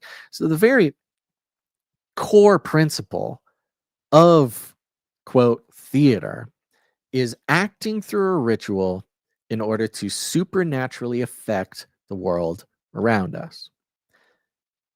And that is what we see with political theater. We are watching a ritual. Now, Mike Johnson claims to be a Christian guy. I think maybe that's what he's referring to when he says, I don't think it's a coincidence, and you know how I think. You know how I think. It's not a coincidence that we've been in the wilderness for 40 days. What is he referring to? He's referring to Christ in the wilderness for 40 days, fasting in the desert, alone. And at the very end of it, the devil shows up to Jesus, and he brings Jesus up onto a mountain, and he shows him the whole world. And he says, I can give you this. And he tempts him another time. He says, you know, you could fall from here. I could push you from here. You could get angels to come pick you up so you wouldn't land and you would die. Or you'll look hungry. How about some bread? You've got these offerings being made. And it makes me wonder what's going on in the background of this 40-day ritual, this 40-day theater that we've been living through. Who's out in the wilderness? And who's offering something? Who's tempting? And I don't really know. Maybe is it the American people? Are we in the wilderness? We're looking around and we're unsure about what we can do without the government.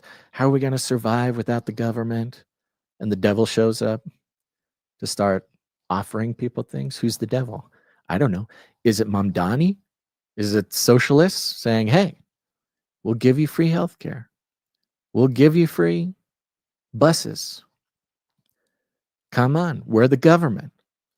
He has that terrifying line that Mamdani says in his acceptance speech. He says, there's no problem too big for the government to solve, and there's no problem too small for the government not to care about it. What? That's horrifying. I mean, if there's ever been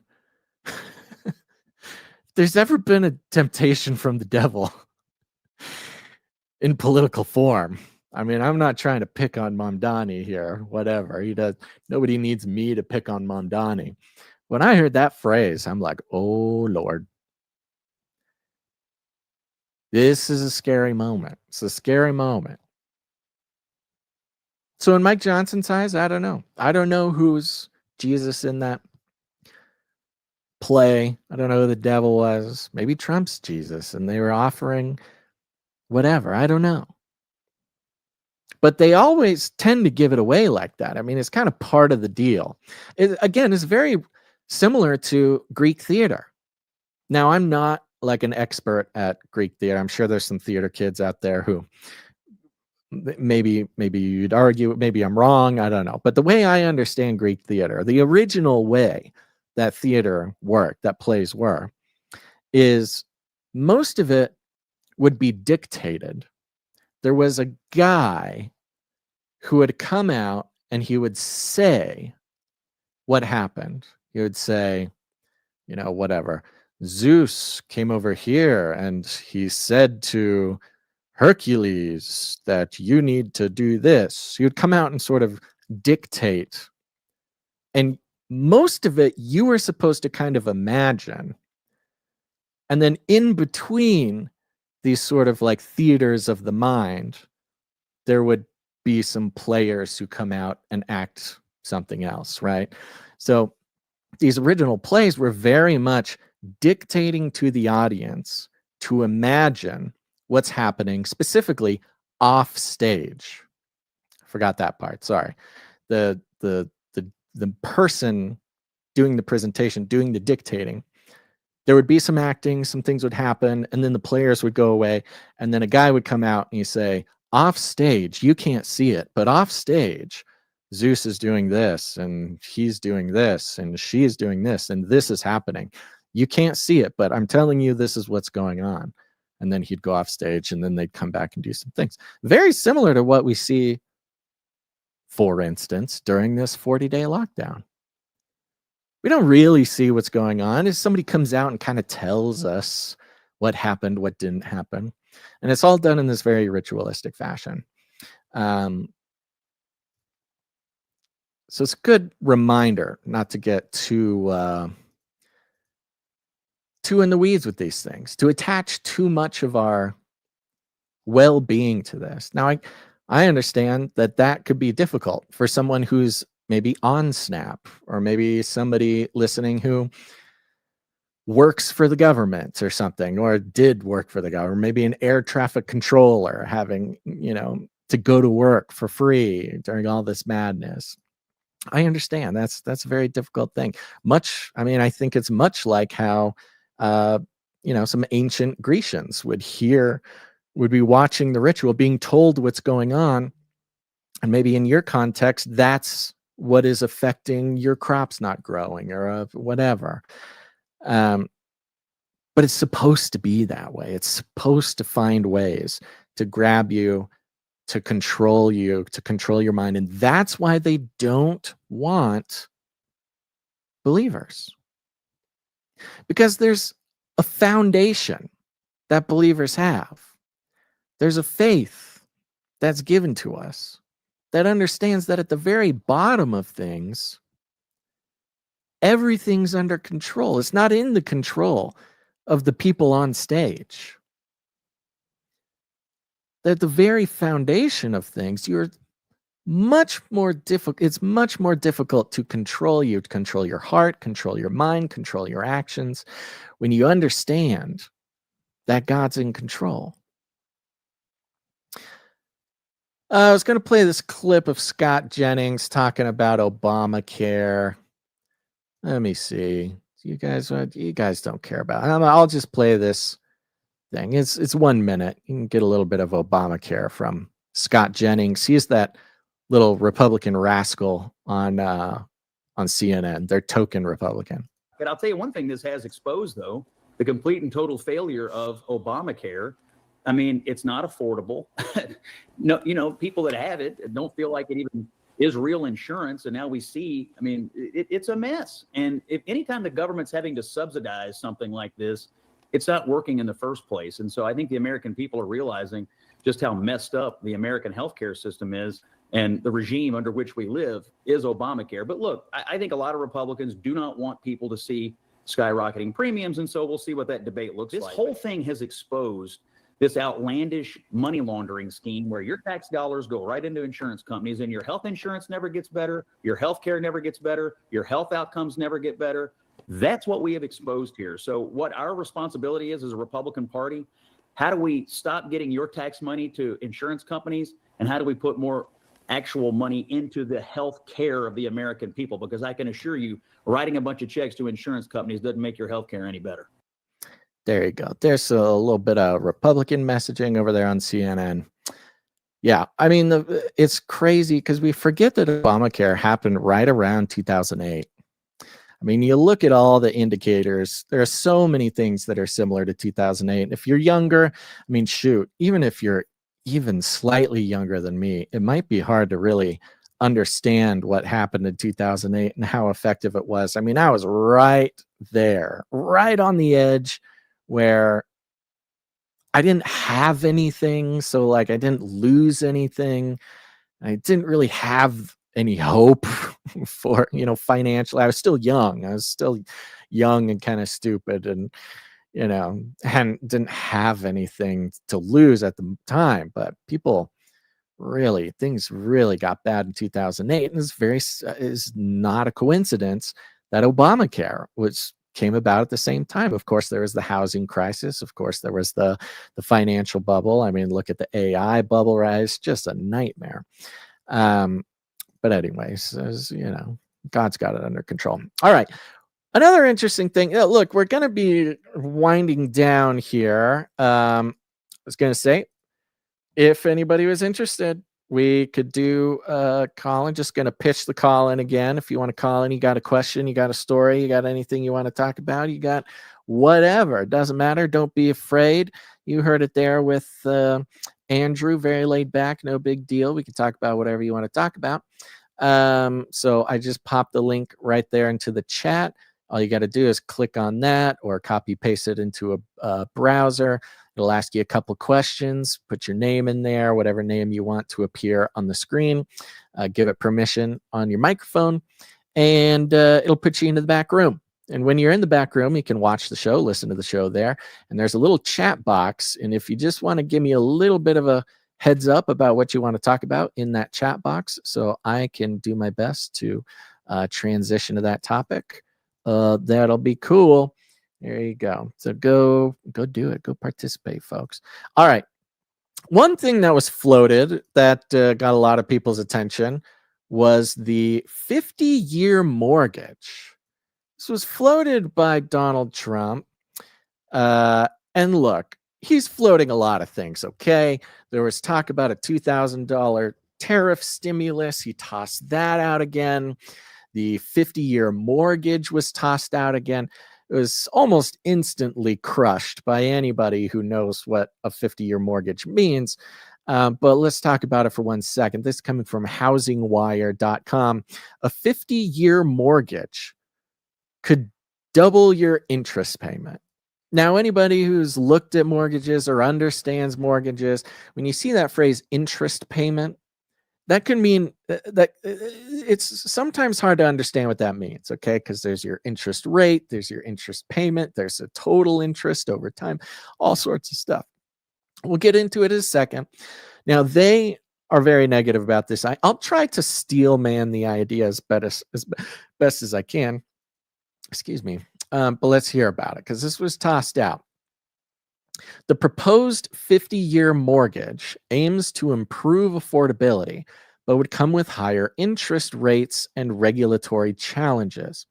Current rules limit qualified mortgages to 30 years, making a 50-year loan non-QM with higher rates and limited market liquidity. This is housingwire.com. It's a bit of an industry website, so let's see if we can understand it. In a social post on Saturday, President Trump floated the idea of a 50-year mortgage to boost housing affordability. But the idea got a frosty reception online. One reason is that stretching the loan term out that long ends up costing much more in interest over the life of the loan, while only shaving a few $100s off the monthly payment. So when Trump presented it, the idea is, hey, if you're going to buy a $400,000 house, you could get a 15-year mortgage, you can get a 30-year mortgage. And for those who have ever looked at this, if you're getting the 15-year mortgage, your payments are higher, okay? You're paying more money, but you're paying it off faster, and you're paying less in interest, essentially. So, people go for the 30-year mortgage. Okay, we'll spread it out, but that'll make it more affordable during the payments. And yeah, we're all aware at this point that mortgage, the etymology of mortgage comes from the phrase death note or death paper, meaning is basically your agreement to pay this until you die, which the idea, when 30-year mortgages came around, people were buying their houses when they were like 20 or 25 maybe. And so, 30 years, you pay until you're about 50, and then you're done. Now you got a house at 50. Well, the average person buying a house now is 40. And with a 30-year mortgage, you're 70 years old. You're paying on the house long after you've technically retired. the reality is you're probably not retiring if you have to pay a mortgage. The idea is that you could pay off the house by the time you retire. So when you retire, you'll have the house, you'll be okay. And so now they're saying, okay, here's the logic. This is the Trumpian logic, okay? All right, so the average person is 40 with a 30-year mortgage now. Well, if we want to get 30-year-olds or maybe even 25-year-olds to be able to buy a house again, we just got to stretch it out, okay? It's 50 years. Now you buy the house when you're 30 and you're paying it off till you're 80. Or hopefully you're buying the house when you're 20, 25. Now you're still paying it off till you're 70, but at least you got in it, okay? So this is the again, the sort of imaginary spitball logic that is Trump. And a lot of people forget this. You guys don't forget this. This is just the reality of our situation. When this guy's throwing out ideas, he's literally throwing out ideas. And he kind of just lets it. He uses it's kind of very Elon-y in this way, in that he'll throw something out and he'll just let kind of the computer that is the public do the processing for him. That's how he knows if it's a good idea. He sees the public as this kind of supercomputer, and he'll throw out an idea and he'll let it sit. Sometimes these ideas sit for years and get debated and get talked about and blah, blah, blah, blah, and they kind of make it into this mythology. And then, a couple of years later, you see what the sort of mega mind of the public computer spits back out at you. We've seen this a lot, but anyways, not trying to defend Trump, but this is the reality of kind of how he operates. It says in a social post on Saturday, oh, sorry, I read that part. While shaving a few $100s off the monthly payment. You also have to factor in higher mortgage rate than what you get with a 30-year fixed loan. On Sunday, FHFA Director Bill Pulte responded to the backlash with this post, quote, "We hear you. We are laser focused on ensuring the American dream for young people, and that can only happen on the economic level of home buying. A 50-year mortgage is simply a potential weapon in a wide arsenal of solutions that we are developing right now. Stay tuned, kids." What's the interest on now?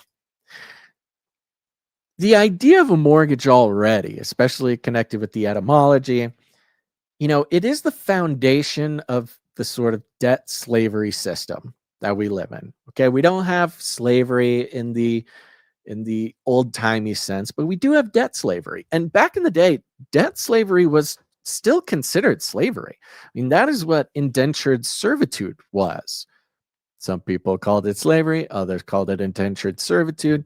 And indentured servitude was being a slave for a certain amount of time to purchase your freedom, or in the biblical sense, to purchase your bride, or to purchase your place in the family, or to purchase whatever. The servitude, labor, was this kind of currency. So how much would a 50-year mortgage end up costing home buyers? To answer that, we have to, and we don't have indentured servitude anymore. Now we call it debt, because it effectively is the exact same thing. You end up trading time, trading your labor for a certain amount of time, in this case 30 years, to get your place in a house, to get your house, to get your whatever. To answer that, we have to consider the mortgage rate and the interest paid over the life of the loan and compare that to the benefit of a lower monthly payment. Now, for anybody who's even done mortgage calculators or dreamed about buying a house, all the people my age, the millennials in the 30s or approaching 40s or whatever, you're like, oh my gosh, I gotta make something happen here. Let's go on Zillow, recreational Zillow. You just go on Zillow and just imagine the possibilities, and you type in your information to the little calculator thing, and you go, oh, geez, this is never going to happen. And this, when the reaction to this idea for millennials, obviously very sad, Gen Z even more so, Everybody's flippantly talking about how Gen Z's never going to buy a house, just out of reach. Which is why we get responses from like the CEO of BlackRock saying, don't worry, you're going to rent. You guys love renting. Everybody loves renting. It's when you get Klaus Schwab saying you'll own nothing and you'll be happy. This is why you get Vanguard and BlackRock and all the different people, all the different companies rather, purchasing full neighborhoods of houses specifically to rent them out, to kind of create this new economy, this renter's economy. And there is something powerful about the idea. I mean, you could get into usury, you could get into just the beast system in general. There are, in a way, and not in the way that the BlackRock CEO wants you to, but in a way, people are coming to this conclusion of like, well, that is debt slavery. I mean, I'll just be working for that the rest of my life. It's very sad. It's not a fun idea. But what else? What's the option? Otherwise, and traditionally in America, the home buying ladder, they call it, is the pretty much only way for people to build any real wealth, with the exception of, becoming a successful business person or a movie star or, this kind of thing. And it's this slow and steady ability to put your money away into a mortgage and to go through the process all again, get into a bigger house, the deal. But it does have this very slavish idea to it that is turning a lot of people off. Housing Wire lead analyst Logan Matashami outlined what the rate on a 50-year loan could look like. Okay, here it goes. Is it going to help us? Listen up, kids. Let's see if 50-year mortgage is going to help us. Quote, traditionally, the longer amortization, the higher the mortgage rate. Amortization is the 30 years or the 50 years. It's when the interest is all paid off.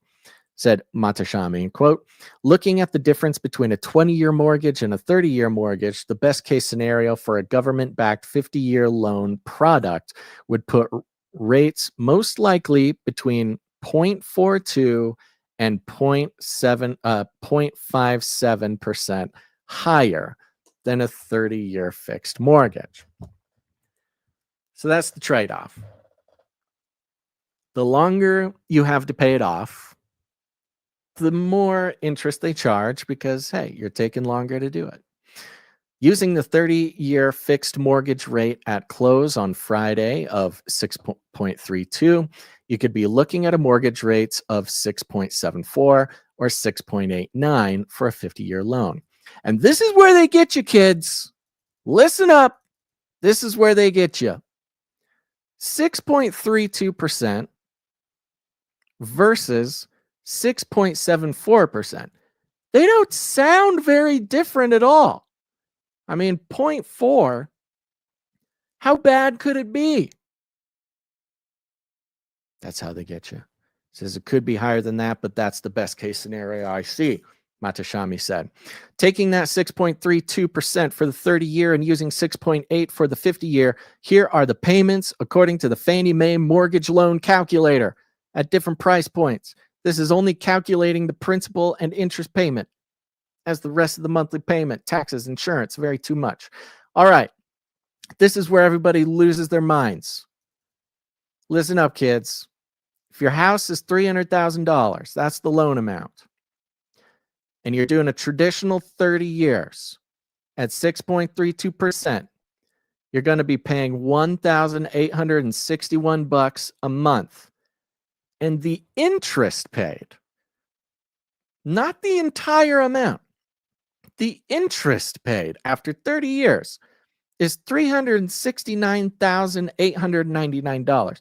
You are paying over double for the house after the 30 years. When you look at these percentage points, and it is specifically made to be confusing and to be counterintuitive, because this is counterintuitive. You think, okay, I'm going to be paying 6.32% of interest. The house is $300,000. $1,000.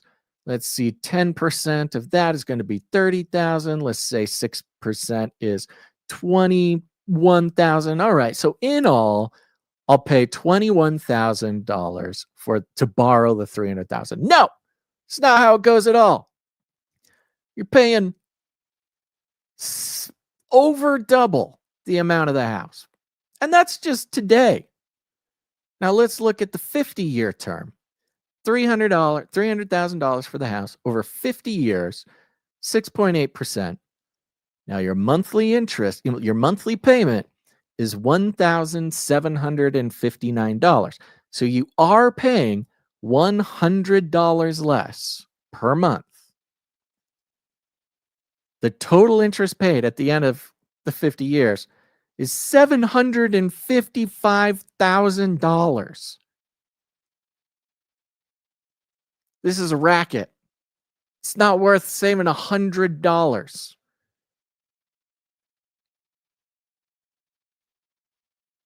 Looking at these numbers, you're just like, the whole thing needs to go. This is why people become socialists. This is why Mamdani got elected. Now, for those little bit more mature people out there, those who have lived the life, those who have done the thing, you understand. There's just the price you pay. It's the price you pay to play the game. And in this system that we live in, you either pay the price to play the game or you don't play the game. And in this world, not playing the game can be a very uncomfortable way to live your life.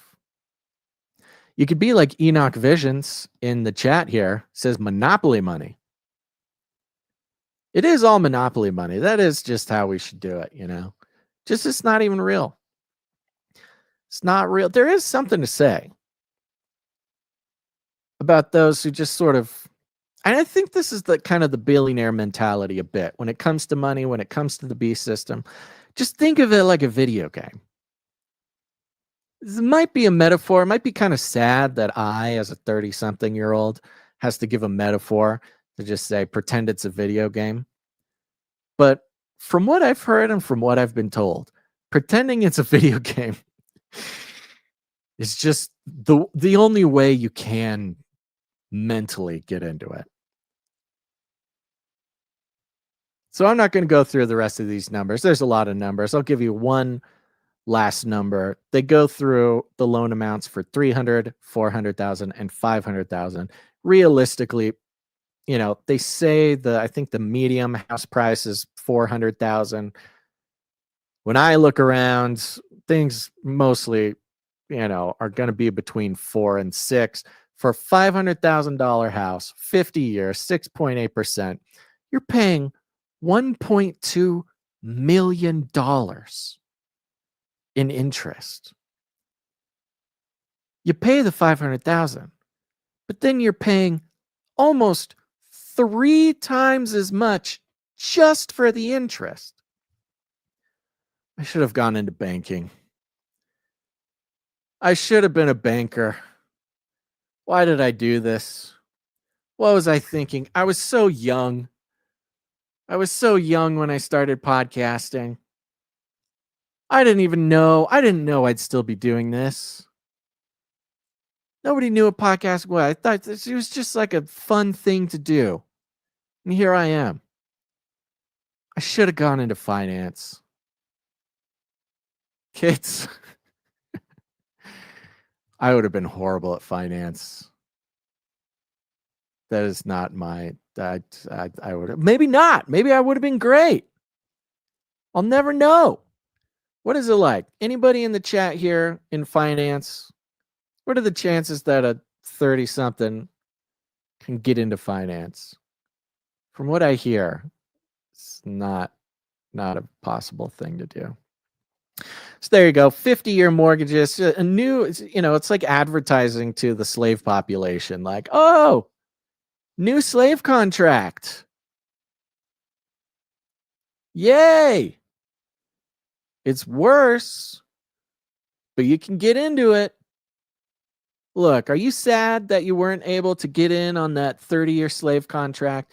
Is that 30-year slave contract too expensive for you kids? Well, you're in luck.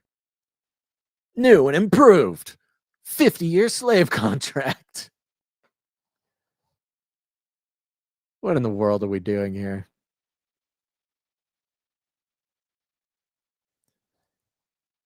All right. All right. Well, that's pretty close to all I got for today, folks. Not bad. How'd I go? What time is it? 2 hours? Come on now. 2 hours. I could go into the $2,000 stimmy check, but there's nothing there. It's not real. The stimmy check was another one of those things. He was just messing around. He threw it out there. It's chaos out there, kids. Is there anything wild or interesting we can end the show with? Let's try to see if there's any 3-eye atlas. Joyful Noise says most bankers are in secret societies, Baz. Well, First Bank of Basel. Yeah, Irene, thank you very much. I'm going to do it. I'm going to open up the First Bank of Basel. Dude, with these numbers that I'm looking at here, somebody could easily cut this in half. I mean, I guess maybe there's rules and stuff. What? Is the government going to control the interest rate that I loan out my $300,000? Really? You're not going to let me loan out my $300,000 at a 5% interest rate? I don't know how any of this works. It's probably good I didn't get into banking. V-Note says, all you need, Basil, is to get some precious metals like copper, silver, save it up, and I'm sure you'll have more than the banks. Interesting you say that, V-Note. Thanks for mentioning that.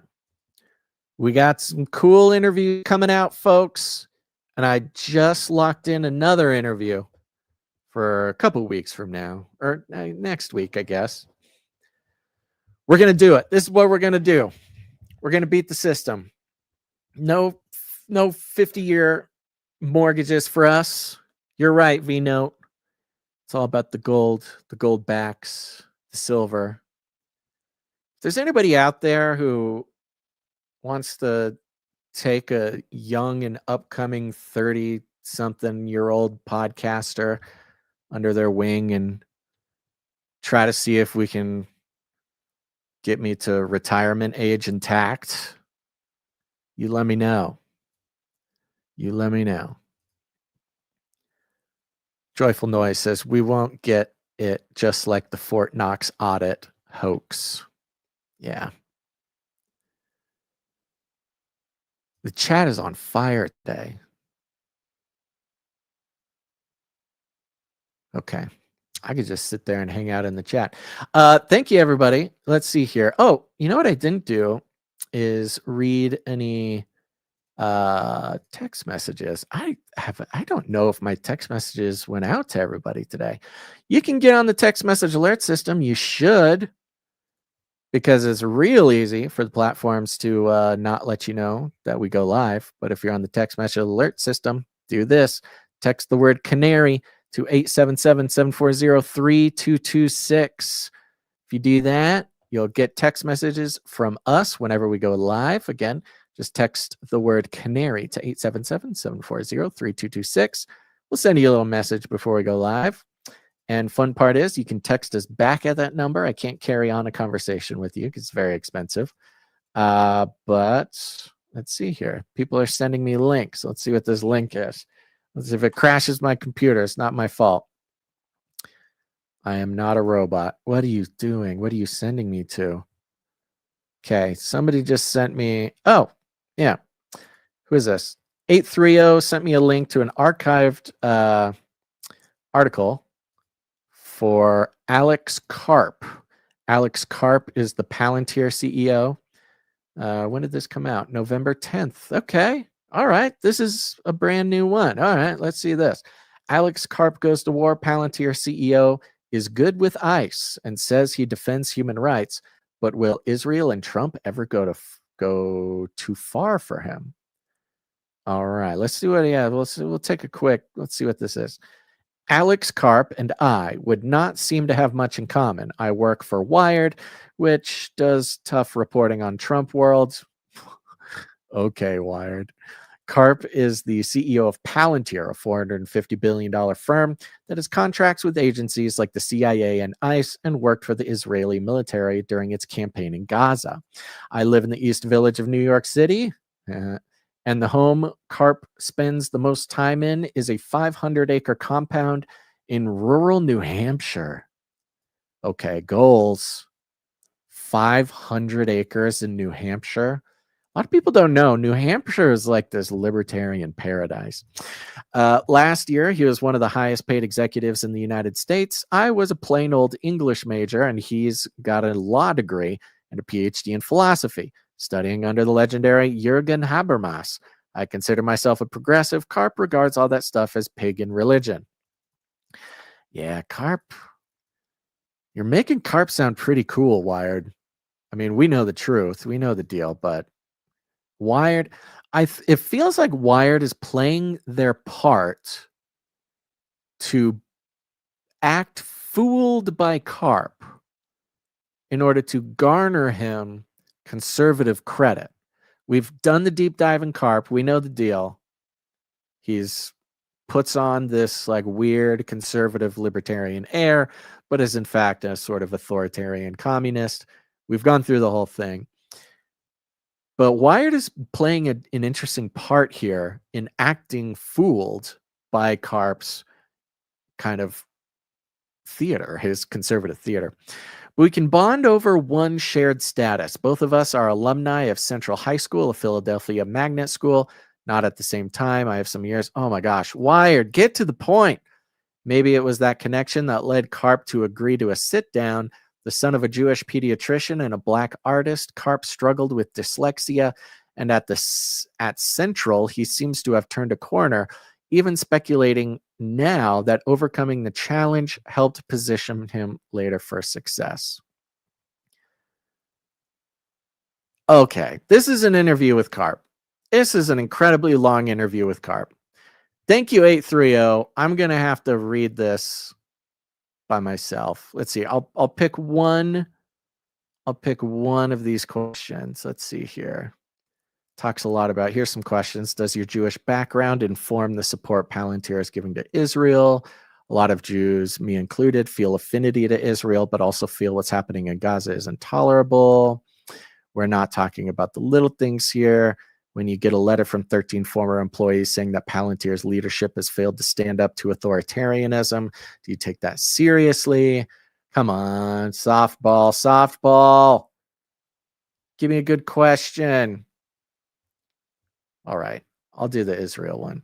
Does your Jewish background inform the support Palantir is giving to Israel? I don't give to Israel. I allow them to purchase our product. Look at that guy. Does your Jewish background inform the support Palantir is giving Israel? I don't give to Israel. I allow them to purchase our product. Look, you're asking whether we are defined by where we sit or by our ideas. I always think it's both. I view myself as an outsider. There's obviously a particularistic element, no doubt, but I would like to believe that a support of Western values and their robust defense includes something that's not just me doing a derivative of my own identity. Oh, that's kind of a burn. This is like the Alex Karp version of Sydney Sweeney reacting to the GQ interview. All right, I'll take a look at that. Thank you very much, 830, for sending. That actually looks like it could get entertaining. Okay. Oh, Nomen Prunte says, please check the speak pipe from last week. Okay, we'll do that. All right. Let's see. Did we get any art? Let me go over here. Folks, it's time, talent, treasure. It's value for value. Oh, yeah, we had a couple producers. Not a whole lot of producers, but we had a couple producers. Well, maybe that's what we get then. This is the show that we get with no producers. Thank you, of course, to executive producer Anonymous and Sir Alex Protocol. We had a fella producer, Walker G, came in, supported the show, joined the Supply Drop and the T-shirt Council. Thank you, Walker G, coming in, buddy. Appreciate that. You went to canarycrysupplydrop.com.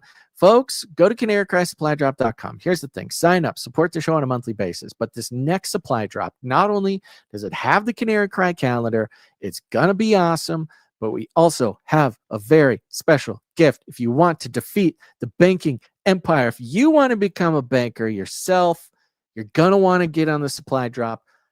This Friday, we have a conversation coming out. We have an interview coming out. I can't reveal the cool secret thing that's going out in the supply drop until afterwards. But go now. This is a limited opportunity. You want to go to canarycrysupplydrop.com. Support the show. Honestly, you know, Farmer's Almanac is shutting down. Farmer's Almanac. I mean, it's almost like, you know, they say the things that are certain in life is death and taxes. Farmer's Almanac was the third thing in that list. Farmer's Almanac, the sort of ancient tome that somehow packs all the mystery knowledge of weather and time and crop rotations into one book. Farmer's Almanac, the thing that basically built Western civilization. They've been going for 208 years. Farmer's Almanac shutting down. 2026 is their last year. Why? Because nobody buys Farmer's Almanac anymore. They just think, oh, well, I'll hear whatever. If Farmer's Almanac has anything important, the news will tell me, or my podcasters will tell me. I don't need to get Farmer's Almanac. John C. Dvorak, Adam Curry were lamenting the fact that they did not support Farmer's Almanac, and now it's gone. It's truly a historic piece of Americana. More than Americana. The Western civilization owes a lot to Farmer's Almanac. And they're shutting down. They're shutting down because nobody bought Farmer's Almanac. Could be us, folks. Could be us. Except for producer Tracy E. came in. Thank you very much, Tracy E. Supports the show for $8.88. Appreciate that. And of course, we have the one, the only, Cage Rattler Coffee. Dun, dun, dun. CageRattlerCoffee.com. Go to CageRattlerCoffee.com. You got to get the coffee. You got to get the good stuff. Here's the thing. It's just not any coffee. This is specialty beans, baby, coming in from all over the world. We have very talented producers sourcing beans from all over the place. I have another very talented producer roasting these beans bean by bean for the parallel economy, for the Canary Cry community. Go to CageRattlerCoffee.com. Here's a jingle. Cage Rattler Coffee, where value for value never tasted so good. That's right. Go get your CageRattlerCoffee.com. Don't stop. Don't stop before you do it. Cage Rattler Coffee came in, supported the show. That means that Canarians are buying their beans, okay? That's good. That's a good sign. And the fact that they just keep coming back for their beans means that you should go give it a go, all right? We got the Cage Rattler Coffee sample pack. You get 4 12-ounce bags. Booyah. We got the Congo Katana region, Nicaragua Hinatega region, the what else? Colombia Huili region, the Ethiopia Yirgacheffe region.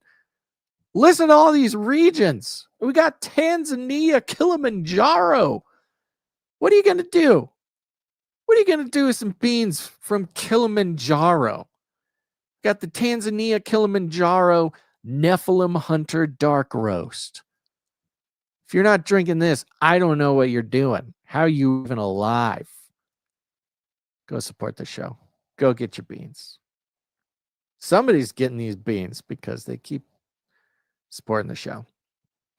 Thank you to our producers who came in under $7.77. I got you on the list. Thank you on Wednesday. Let's see. We got art. Let me go over to the art. Yeah, we got some art. What is this? Let's see if I can just play this right here. This is from Jolmes. Share this tab. All right, Jolmes, what do you got? Daddy's home. It's horrifying. Horrifying, Jolmes. You didn't send a note or anything with this. It is it's a very spooky jingle of what I'm assuming is me saying Daddy's home from last episode. Let's hear it again. Daddy's home. All right, Jolmes. I don't know what you're trying to say. I love it, though. Thank you very much. Appreciate that. No other art. Hey, here's the thing. If you want to produce the show with your talent, if you're a musician, a jingle maker, a graphic. Oh, we did have one. Okay, this comes from Dame. Let me make sure. Yes. Dame Sarah made this beautiful piece of the there it is. The Masonic beaver. We had lots of questions about the Masonic beaver that showed up on the Canary Cry calendar. And here it is. It says, this was inspired by the calendar discussion. You boys are hilarious. Love the Canarium. Thank you very much, Dame Sarah of the Shadows, for this beautiful. It's sort of a watercolor on watercolor paper. In the foreground, you have a beaver chomping on a stick who's built sort of a beautiful, little hut, little beaver hut. And in the background, you've got the full moon, because we were talking about the beaver full moon. And you've got the shadow of the Masonic square and compass hovering back in the sky, sort of ominously, as the Masonic beaver, does his job as a reflection of the great architects, reflected in nature, building stuff like the Masons. The Masons love that kind of stuff. Thank you very much, Sarah. Dame Sarah, that is. All right, there you go. If you want to make anything for the show, man, doesn't matter what it is, whatever it is, go to canarycry.art. Canarycry.art. That's how you get it to us. You upload it there. It goes into a spreadsheet, and it gets appreciated by everyone around the world. All right. That's it. Other than that, thank you, everybody. We have some people who help us out with their time, like the time stampers. Thank you very much to the time stampers. I'm almost positive that I've not been supplied with the timestamp jingle, and that's okay, because here's the thing, time stampers, you are above needing a jingle. Okay, everybody knows the time stampers are making sure that the timestamps get done, rain or shine or any other strange geoengineered weather. And I don't know who did them, but it was either Jade Bouncerson or Morgan E. Thank you very much. Thank you to Jam, who heads up the Telegram channel. Thank you to Adam42, who heads up the Discord channel. Thank you to Joe for all the feedback. Thank you to Clank for clanking. Thank you to Sir Ike for all the things you do for us here at the Canarium. And to you, dear listener, thank you for being here either live or even listening on the podcast version. Very important for people to listen on the podcast version. And of course, our beloved producers of all kinds. Make sure to share the show, share it with your friends, share it with your family, share it with your friends' family, share it with all the beavers, share it with the Masonic beavers. They're out there. They think that they're doing the work of the great architects, or whatever. But they need Jesus too. Okay. They need Jesus, and God made beavers, and it's not God's fault that they're deceived into thinking that they have some sort of Gnostic secret knowledge that they can gain their salvation through the collection of success and intelligence, leading them through esoteric nonsense. It's easier than that, beavers. Just come to Jesus. Yeah, do that. Share the show. All right. Oh, goodness gracious. Here we go. I haven't done this in a while. I think this is it. Let's do this. We like to call it rattling cages, and all you got to do is walk right up to him, grab him by the cage, and then you shake it. The end of the world occurred pretty much as we had predicted. I want to shake things up, stir up some controversy, rattle a few cages. Hey, stop that! You'll never silence me. I'm the last angry man, a crusader for the little guy. Leave the bird alone. Never. Rattle a few cages. Rattle a few cages. The human race will have every opportunity to improve. And if they don't? Ask Noah. That's right. That's ask Noah. Whoa, okay, everybody. Thanks for tuning in. Here's the thing. John's not here. He doesn't get any last words. But I will do a call out. I will do a call out to every single person who has ever considered supporting the show. Look, I get it. This show, we made it happen. We're here. It could have been worse. I admit it could have been worse. It's not bad. It's myself. But you do need to keep the show going. I'm telling you, if you don't sign up for Supply Drop, there are going to be people who are so sad, and they're going to say, "Oh, I meant to, but I couldn't, but I didn't." And I go, "I'm sorry. These things, there's manufacturing times, there's limits on the things we can do." I'm looking feverishly for the thing that ends the song. I don't know how this show is going to end, folks. It's a mystery to all of us. I don't even know how long this goes. There's no indicator. There's no timeline. There's no scrubbing. There's no countdown. And I don't know what happens at the end of it, but we're going to find out. Might just be one of those things. But I'm telling you, folks, stay grounded.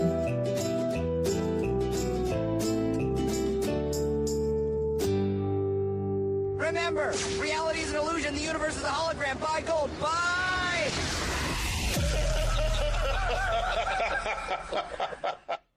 No, it's built right in. All right. Thanks, everybody, for listening to this episode of Canary Cry News Talk. Make sure to tune in next time. But until then, take outside the cave.